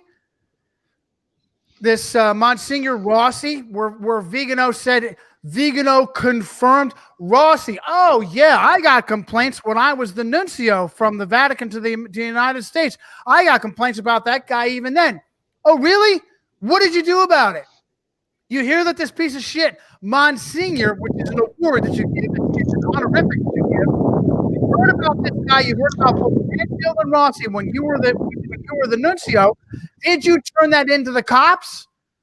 What is this guy? Why is this guy such a big hero? He has access to these crimes and has nothing to do. All he does is he admits it. He says it openly. Big deal. That's happened. Like there's been many like open admissions. Like who was that? Father Gabriel Amorth like admitted that Emmanuel Orlandi like was basically like the implication of his statement. He said that I think she was kidnapped by like Vatican like for sex parties.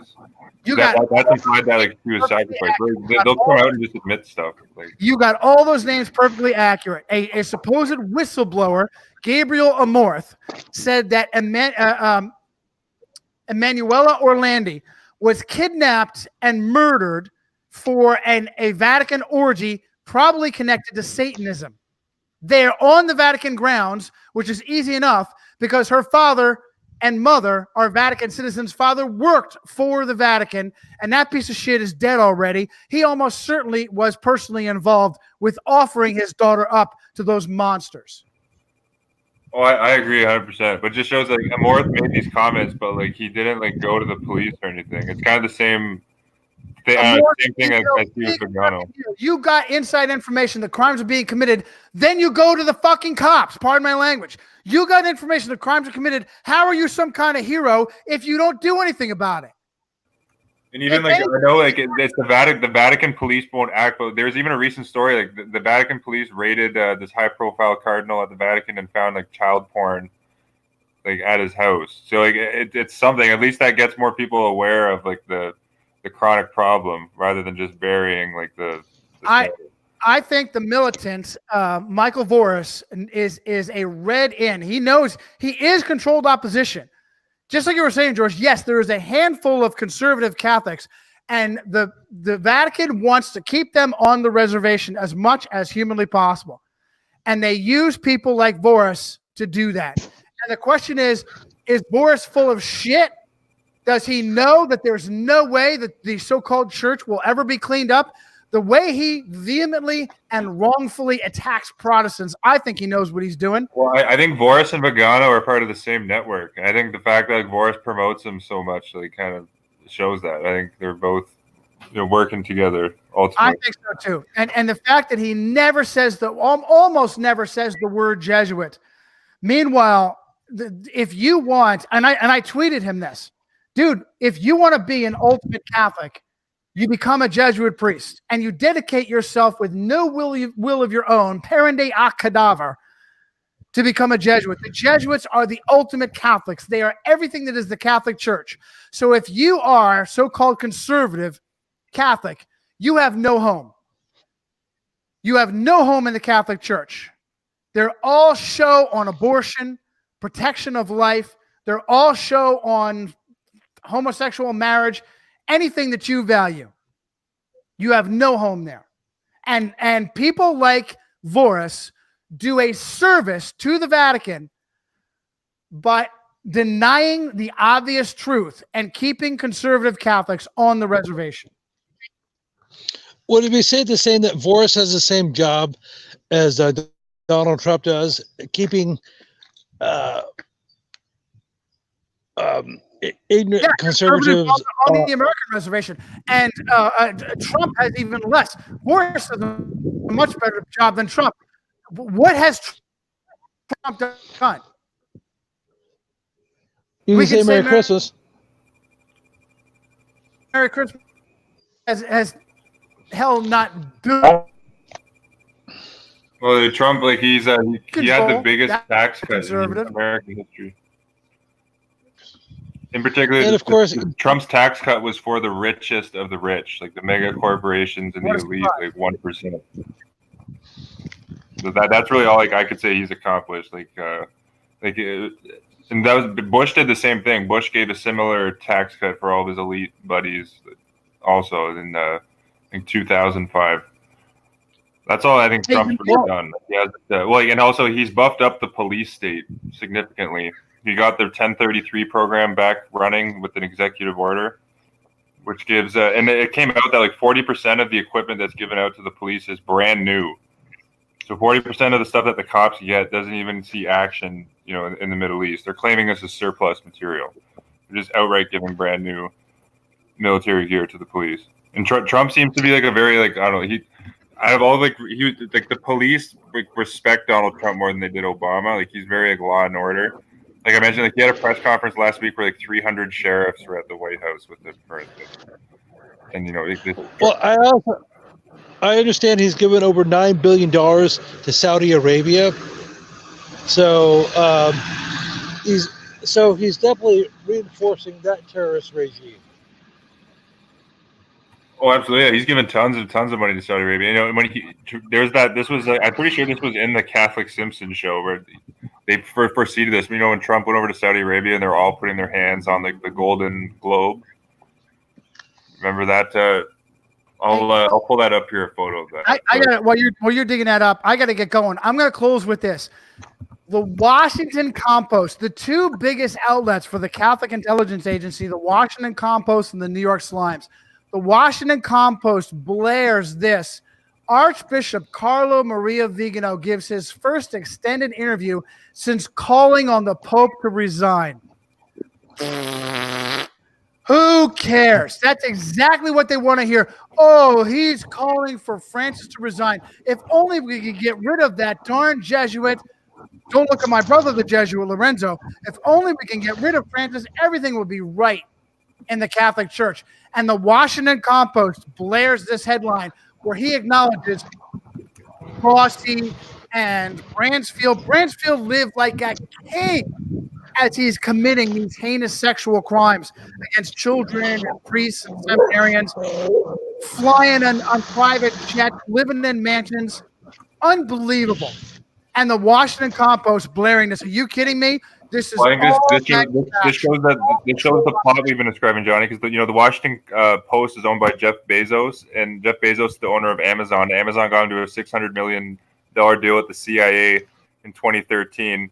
And if Bezos owns the Washington Post, that means the Washington Post is also in a direct deal with the CIA, and the CIA will be part of this staged, I think, takedown of Pope Francis, Sun Tzu and plot to give the illusion that the Jesuits. And it's plausible deniability. Oh, you're saying the Jesuits are controlling the Catholic Church? The first Jesuit priest we didn't have as a pope was forced out after 5 or 6 years or 10 years, whatever, 10 years after being in office.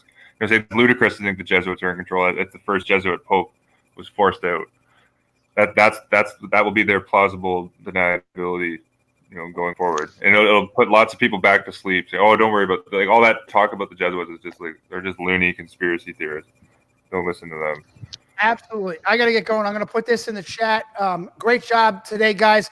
And let me reiterate: if anybody if any of my flying monkeys needs a story from the Washington Compost or from the New York Slimes, are you kidding me? This address is so long I can't put it in the chat. I'll have it when I repost this, guys. As I always do on my channel, I'll have all these links there as well. Great job, Eric, George. Let's do this again. I probably won't be available through the weekend, but can do it again next week, Friday at the latest. Oh, that sounds good. I'll be able to. I should be able to do another stream next week too. Yeah, we'll keep in touch for sure. All right, guys, keep going if you want to. Great job. Oh, you too, Johnny. All right. Stream. I'll probably. Yeah, if you want to wrap up, George, I'll probably. I'd like to probably get going a little here after the 3-hour mark. If you have anything you want to close with, go ahead. Well, I wish I could have mentioned this with when Johnny was with us, but I'll guess I'll have to do the best I can. I just came across something recently called. I was looking up something about the history of Europe, and they're doing a section on music and art, and specifically the Baroque. And the author said, I don't remember his name. He said specifically, you can call the Baroque period the Jesuit period. That's how they took over basically classical music, because most of their puppets, their composers, were trained by them. What probably the most famous one of whom was the Wolfgang Amadeus Mozart, who lived from 1756 to 1791. And there was a film made about him back in the 1980s called Amadeus, starring Tom Hulce. And so they basically, there was a brief period where they did not have absolute hegemony on what we call orchestral symphonic music. Classical is a very broad term. There are different genres and subgenres within that. You have, and orchestral and symphonic is not completely accurate, because sometimes you could just have a piano or a violin or just a few other instruments. But the Jesuits basically created Mozart. They wrote his music, and they had done a similar thing before that with William Shakespeare. Now, there's a debate as to who William Shakespeare actually was. Was he Francis Bacon? Was he Edward de Vere? Well, who knows? However, whoever he actually was, whoever the real frontman was, the Jesuits are the one who wrote the works for Shakespeare. Macbeth, Romeo and Juliet, and all those plays. Now, they had done the same thing for W.A. Mozart. They wrote all of his music, all of his operas, because if you think about it, just as they're doing today through Hollywood, through movies and TV shows, they're giving people a twisted and warped sense of reality. Whether you're talking about aliens and space travel and things like that, the Big Bang. Eric, are you there? Oh yeah, I'm here. I'm just great information. I linked a journal article. I was just getting a quote ready. I put this on archive.org, but I found a journal article from Johns Hopkins University Education and Theater Journal from 1952. The article is called "The Jesuit Contribution to Theater." And this article actually it gives credence. He says there's been no real historical coverage of how influential the Jesuits have been on theater. And he says the Jesuit, for instance, he says here a German Jesuit, Franciscus Lang, wrote the first manual on acting and directing, called Dissertio de Actione Seneca. For instance.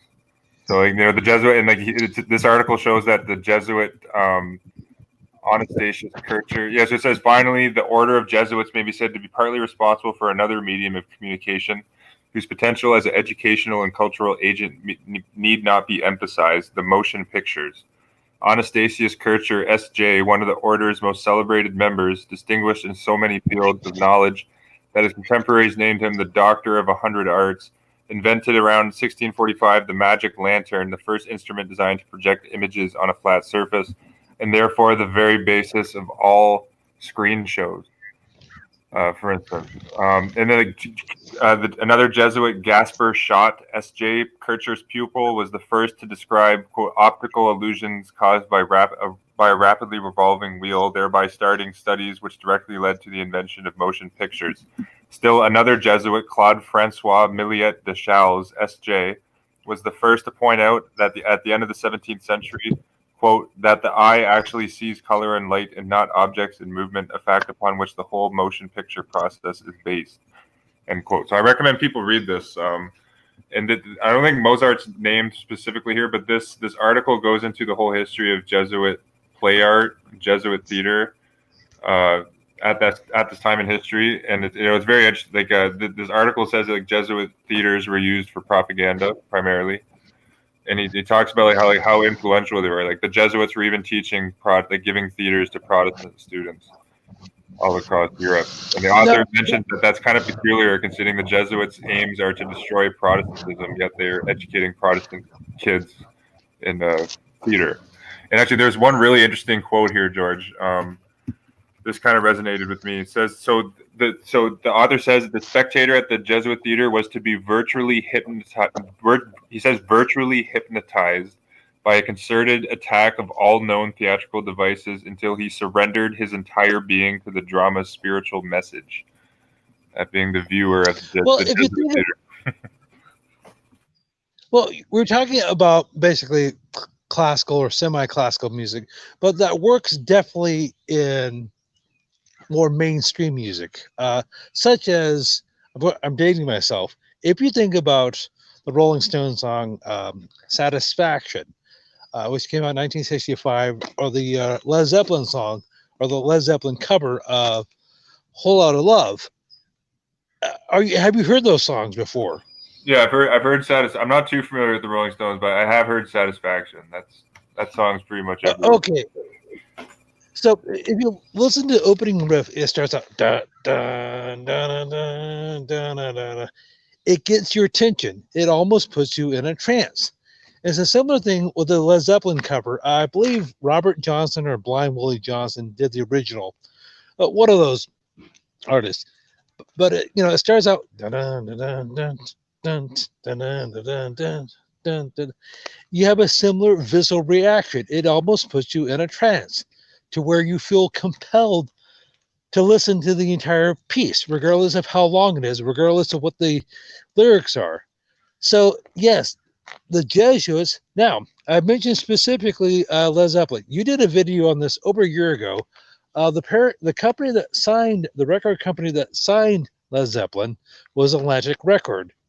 And didn't you say the founder, he had a Turkish name, Amat something Aragon? Oh yes, Amat Aragon. Yeah, I think he got a PhD in medieval philosophy at Jesuit Georgetown. And interestingly, it came out that there was a woman that claimed that Amat Aragon sexually harassed her or sexually assaulted her.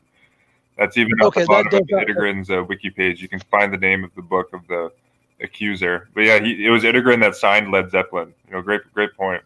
And he went to Georgetown. Okay, so I guess they didn't have a papal court Jew readily available, so they just grabbed whoever was available to put him in charge.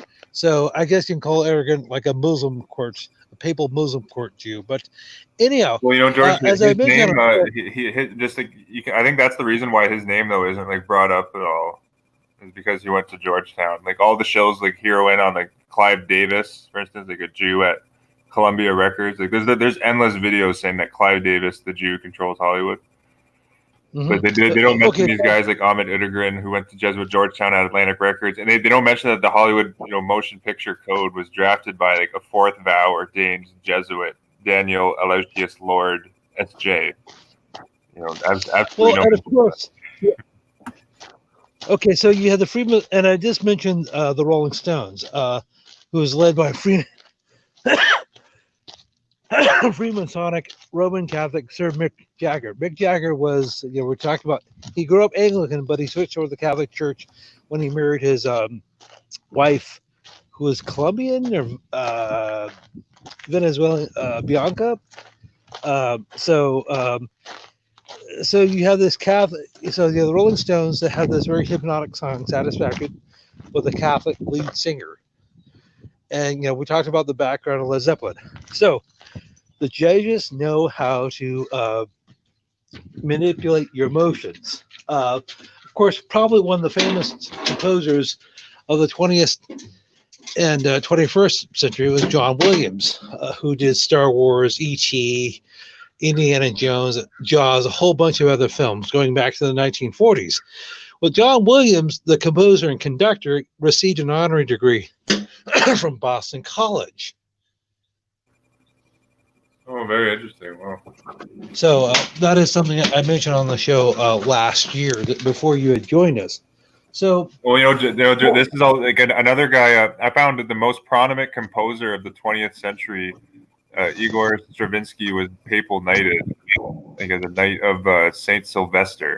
That's one of the highest papal orders. And this supposedly Stravinsky was an Orthodox, but he was papal knighted. But Stravinsky was like Pope John. Pope John would get him to give him private performances. at the Vatican. Well, that was nice of you, Igor. But You're absolutely right. And just think of movies like this recent movies like Marvel, like all like the crazy CGI. Like just did that quote from Henry Schlinkler, John Hopkins' journal about Jesuit theater. Like the main purpose of the films was to just hypnotize your senses. It's like a blitz on the senses. And just think about all the special effects in all these recent movies. That's basically what it is. It's just a nonstop 2-hour like blitz of like special explosions, like gunfire everywhere. Like they're so over the top. well, Even when I was watching the movie, earlier in the show, I brought up the movie Siege. That was the movie with Jesuit trained Denzel Washington about martial law. I mean, Bruce Willis is also a Catholic, but that movie was about martial law being enacted in Brooklyn. Or what was the analogy I was going with the movie here? Oh, what was it? So anyhow, the Baroque music. Actually, music. Okay, sorry, I had a little brain fart there. It was the special effects in that movie. In the movie Siege, yeah, that's what I was going to go into. The special effects. It was so over the top. Like whenever your car, like when they're in a car chase and the car would screech, and it'd just be the most loud, obnoxious sound. Like whenever there was a gunfight, like the volume, like was crazy. Like I consistently had to turn down the volume, like whenever there was an action scene, and then turn it up when it was just normal dialogue. Because like I think that's a tactic of the Jesuit theater to just blitz, your senses. That's what I wanted to go with there. Well, of course, this is something that they've been doing for centuries in different medium, music, film, whatever. Is they want to overwhelm you, and they want to shut down your thinking capacity. Wait a second. What am I watching? What am I listening to? What is its purpose? Who's doing this? What is the plot of this film, or what is the point of this song, or whatever the case may be? So, however, when you just get people to emote, to just go by their feelings, that's how you can control them. To whatever. Hey, you know what? I love this song. I'm going to buy the album or CD or whatever. Who cares what the message is? I just have this visceral emotional connection to this particular song. Therefore, I have this visceral emotional nexus to this artist. Regardless, I have no idea who he is. I don't know who wrote his songs for him or if he actually wrote them himself and what his message is. So that's how you get people addicted to certain artists, certain genres. An example of that just is this artist Lil Pump, this rapper Lil Pump. He makes like objectively bad music. It's like if you heard of the mumble rap genre. Mm-hmm. He's right in the thick of the mumble rap genre, but like he does all sorts of crazy wild antics, which gets a lot of people just kind of like compulsively following him. Say, oh, let's just see what he does next. Oh, it's so cool. But interestingly, like, Lil Pump, his YouTube, I think his song Gucci Gang has over 300 million views on YouTube. Mm-hmm. I think it's crazy, and he filmed that music video in a Catholic high school. It's just not a coincidence. Lil Pump is Latino, so I assume he's Catholic. But supposedly the bishops came out and said, "Oh, we condemn Lil Pump using a Catholic school." But yet, he wouldn't have been able to film his music video in the Catholic school without approval of the Catholic school. So, but I think it shows that they're endorsing putting all this mindless stuff out into the mat. Lil Pump's just a great example of that. It's almost you can almost feel if you. I can't listen to his a whole album of Lil Pump. I'll feel like I'm losing brain cells. It's that bad of music, but it's all antics that he does, and he has a huge following, and people are addicted to that type of music. And that's a big industry, in and itself. And there's people. I think it's their lives, but people spend all sorts of money going to these guys' concerts, merchandise. And just invest all of this time listening to these guys' music, and ultimately you're not getting any benefit out of it. but it serves the Jesuit interest. It dumbs down the populace and it keeps people distracted having all this, entertainment out there. That's why I call it Pope culture. Like, for instance, in the video I did, the rapper Action Bronson, I found he went to Jesuit Fordham University because he literally came out of nowhere on the hip hop scene in 2009. Like, I was kind of like, who is this guy? Out of nowhere, he's like all of a sudden like a rap star, and like he has this one song where he talks about his come up, and he says that I was hanging out with politicians at after parties. I was kind of like, what? Like, there's a disconnect there. But I found a photo of Action Bronson with the Jesuit-trained NYPD cop who's actually assigned to quote protect people during the World Trade Center. At the World Trade Center during 9/11. His name's Darren Porcher. Went to Jesuit Fordham and 2 other Catholic colleges. I found this rapper Action Bronson like posing with this guy in a photo. This is the NYPD cop that was like at 9/11 at Ground Zero, like in charge of the NYPD and protecting quote Ground Zero. So you can see these guys like are puppets. That's like pop culture is Pope culture. For instance, like that video with like Lil Pump. It's not a coincidence that Lil Pump Gucci Gang video was filmed in a Catholic school in Los Angeles, and it literally has like probably over 300 million views, and it's just a mindless song. Like it's kind of depressing that the trash like that has so many views, but it shows the Jesuits are successful in distracting people. Well, you know what? They realize the dumber something is, the better, the more appeal it is. The more appeal, the dumber something is, the greater its appeal. Whether you're talking about, I mentioned this before, the whole kneeling in the NFL with Colin Kaepernick and all that sort of stuff. That was a big deal a few years ago. Colin Kaepernick, who is a Prince Hall Freemason, and you mentioned in one of your videos that his lawyer, Greg Gallegos, went to law school at Loyola Marymount, L.A. Oh yeah, that's I think it's Mark Garagos. Yeah, great point. He was Kaepernick's lawyer. He got him like the deal. So that shows that Kaepernick was engaging ultimately in Jesuit theater. That his lawyer was trained by the Jesuits at Loyola. And Mark Garagos is like a big celebrity lawyer in Hollywood. And interestingly, he was the CNN lawyer covering the whole Trayvon Martin psyop, which ultimately just caused division. There's another and there's a Masonic connection that too. Trayvon Martin's dad was made a 33-degree Freemason after the supposed shooting. And George Zimmerman's a Catholic. And an altar boy, or was an altar boy. Oh, he was an altar boy too. Oh wow. So you can see, like, in that case was that case really divided America. And same with the Colin Kaepernick thing. Like, that's a very divisive, case. Still, people are divided about it. And of course, because it gets people like all riled up with their emotions. It doesn't get them thinking clearly. And ultimately, like, I've done videos on the police showing how the police are subservient to the Catholic Church, but like to just blame cops for all of our problems is pretty silly. Like, ultimately, cops are just pawns on it. It goes way higher. Like, there is order followers. Like, they're not the root of the problem. Like, where's Colin Kaepernick, speaking out that the U.S. government orchestrated 9/11? Or talking about like the Federal Reserve System is like legalized extortion. So like, it's all just emotional surface level stuff. He's not. Colin Kaepernick isn't waking anyone up to how the world works. I'd say he's making you like more asleep, and like making you like a pawn of the Jesuit dialectics. Because by people getting into these antic, debates and creating division and like the violence on the streets, like it's ultimately in the Jesuits' interest, because they can use like all this civil unrest to clamp down more police state measures. And of course, I was going to mention this in passing. I guess the latest flap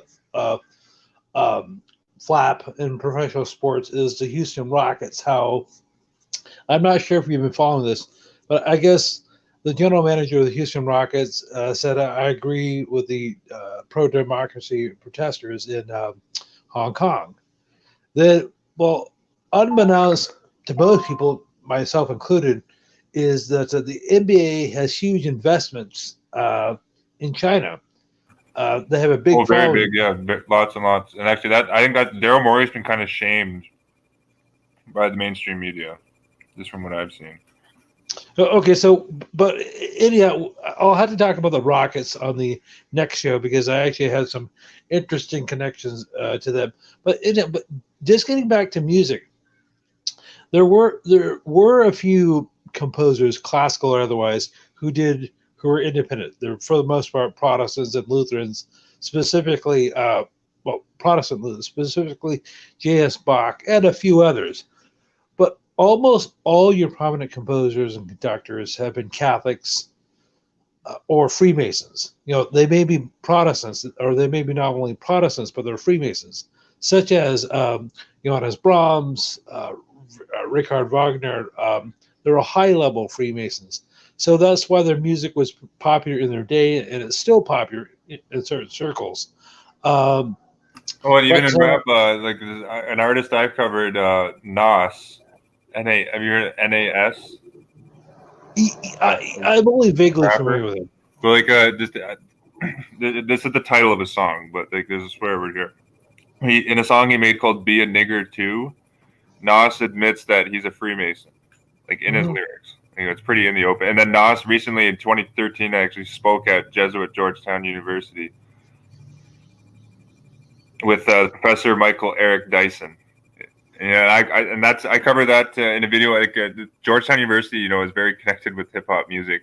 I just think is intriguing in general. Jay-Z there was a course that was given on Jay-Z at Jesuit Georgetown University. For instance, like Rick Ross, who is a prison guard turned gangster rapper, actually has a song called Georgetown and puts the Georgetown mascot Jack the Bulldog in the artwork of the song. They're more connected in the music industry than people have any idea of. Like, think about this, like the example with the Beatles and U2. The official quote fifth members of both the Beatles and U2, both of them went to Jesuit Georgetown, or both the Jesuit schools.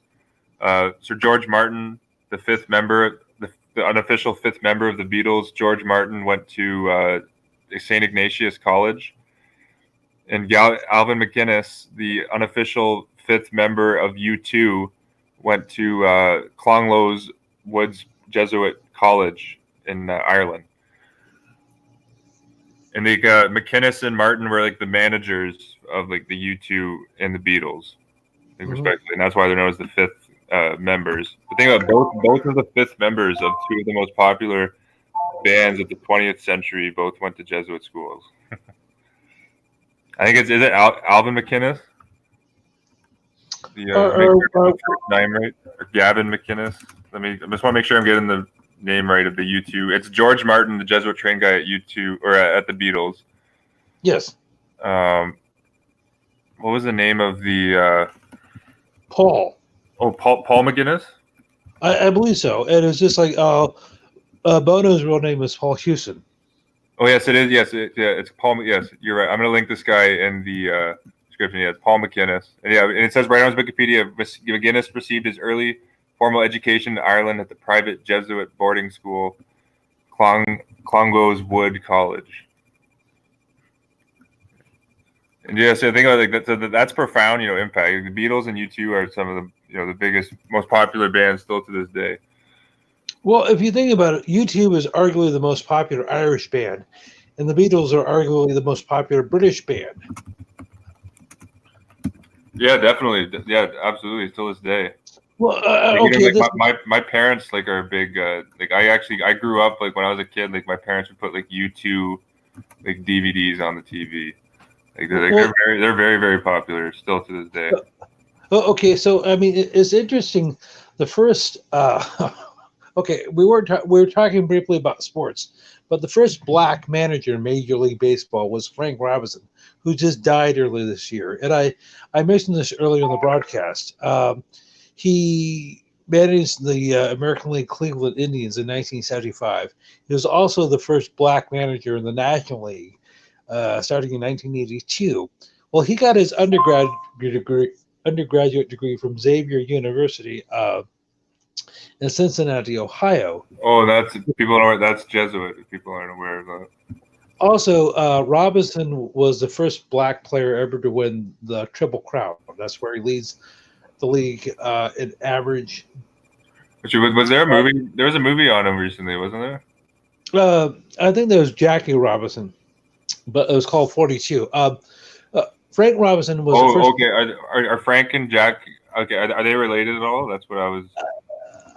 Not as far as I know, but the Triple Crown in baseball is when you lead your league in batting average, home runs, and runs batted in. He did that in 1966. He was also the first player to win the MVP, the most valuable player in both leagues. He did that with the National League Reds and the American League Baltimore Orioles.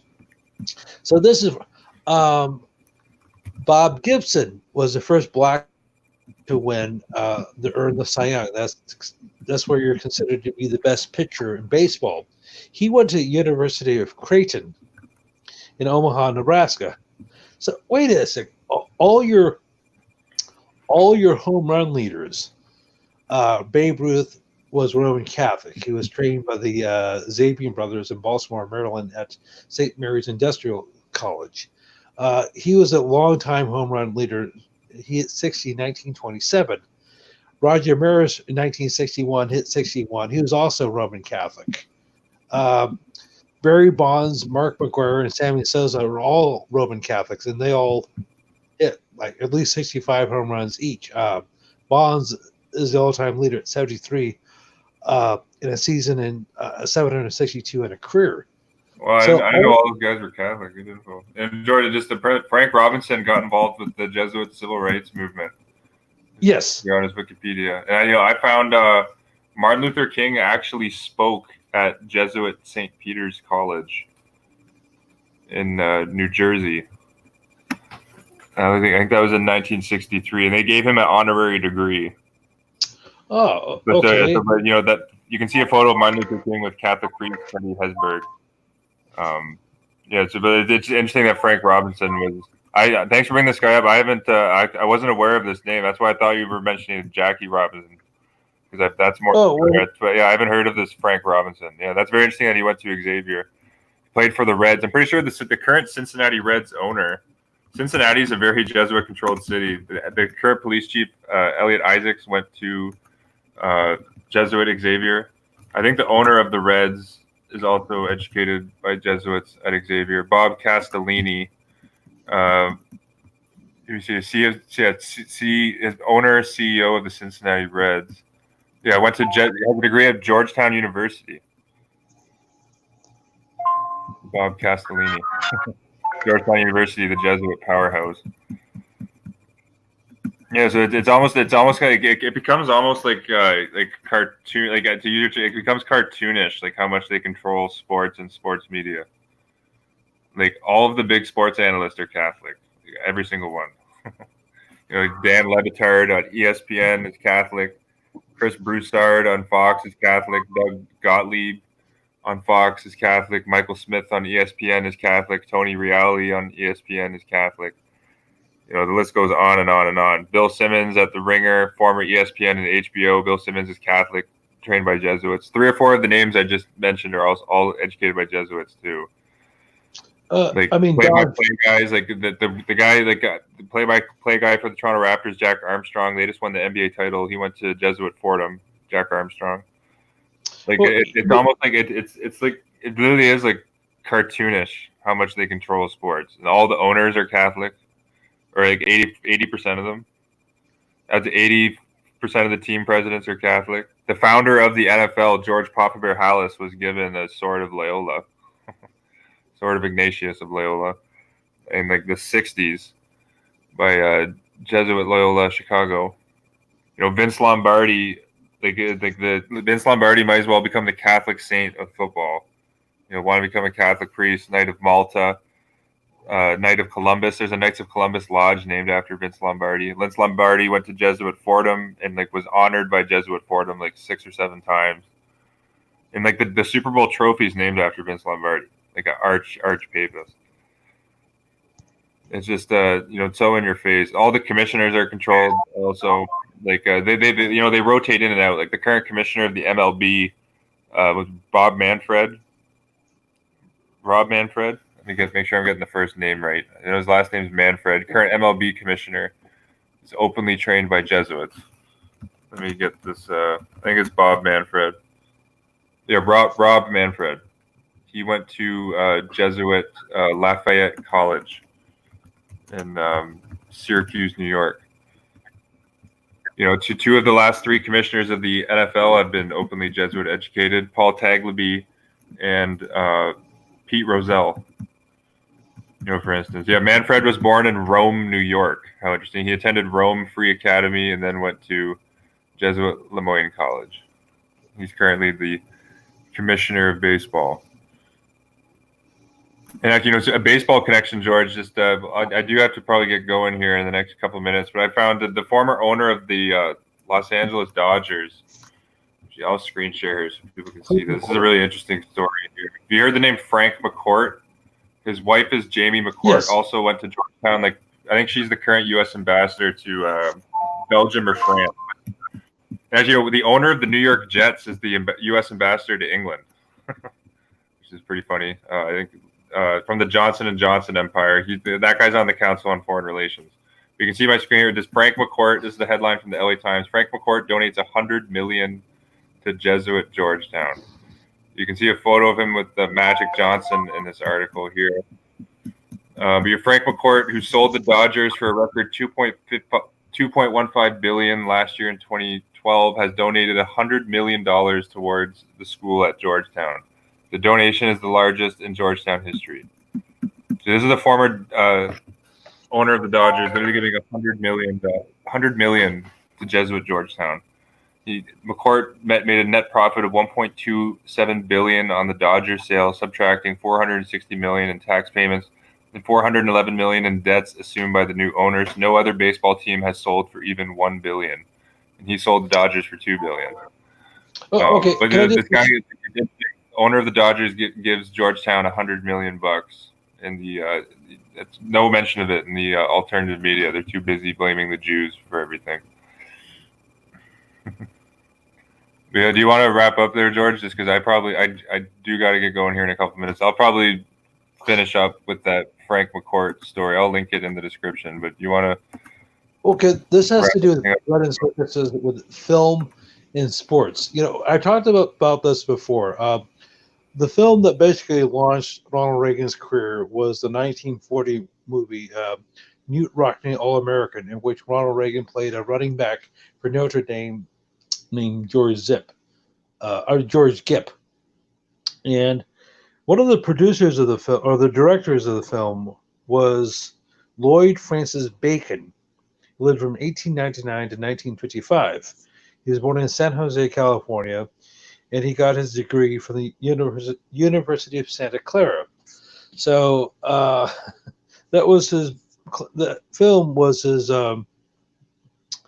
He did a couple of movies with Charlie Chaplin, The Tramp, Easy Streets, and he did. Well,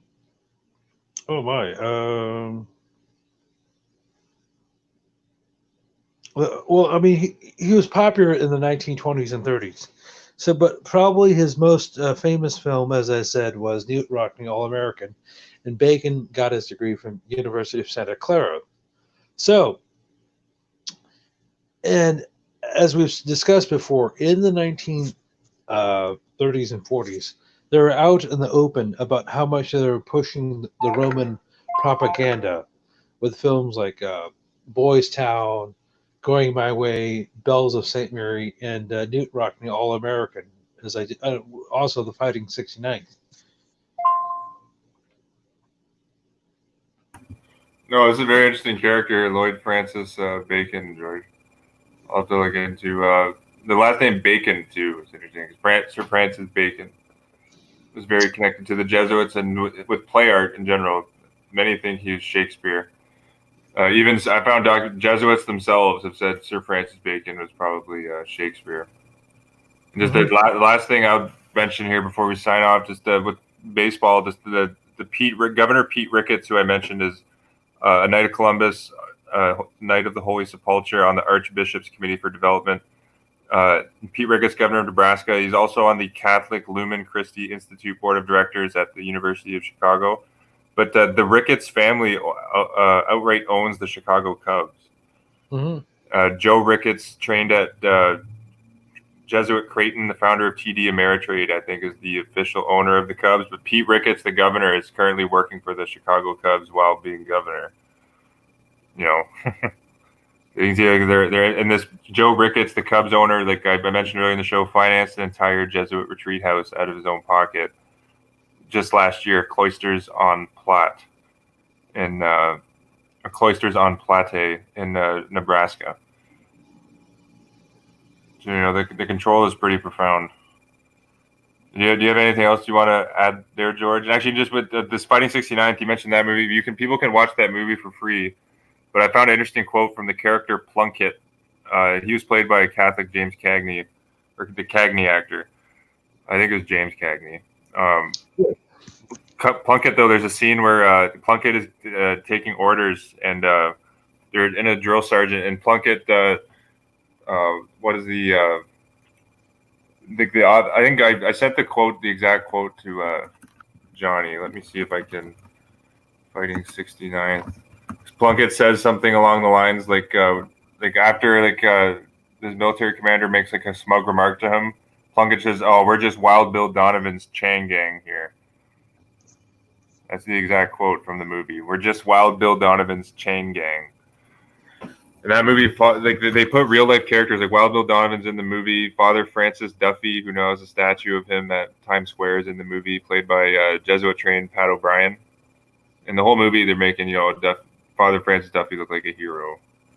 Like it's pretty over the top. Like Duffy, the Catholic priest, like saves like a bunch of men are trapped under like a big wooden beam, and the Catholic priest Duffy comes in to save the day with his miraculous strength and lifts up the wooden beam, and then all the soldiers crawl out. Like it's just over the top propaganda like that for the whole movie.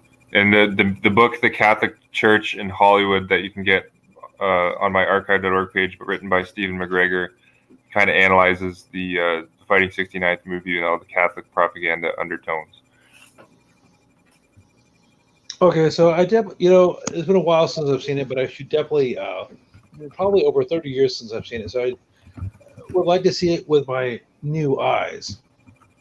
And it's like when I saw it as a kid, oh, this is interesting. You know, I was a bit of a Jimmy Cagney buff growing up, but I need to look at it with more jaundiced eyes, saying, oh, okay, what is the propaganda here? What are they pushing in this film? What narrative are they trying to spin? Well, the narrative I would say is the hero Catholic priest throughout the movie, with Pat O'Brien playing Francis Duffy. But I got to get going here, George. I just got to go into work shortly. Oh, okay.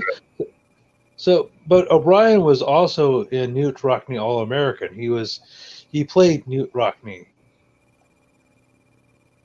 Oh, interesting. Yeah, O'Brien's a very interesting guy because he double educated. I think went to Marquette Prep in Marquette. Just a super devout Catholic. He's an interesting actor. He played a lot of. I think he played a Catholic priest in a few different movies too. Mm-hmm. So he's an interesting guy to look into. But yeah, I do got to get going here, though, George. Great show today. Thanks everyone for tuning in, and I'll keep in touch with you over email, George. We should be able to do another one of these next week. Okay. Well, take care. Well, God bless. You too, George. All the best. Yeah, take care, everyone. See you on the next one.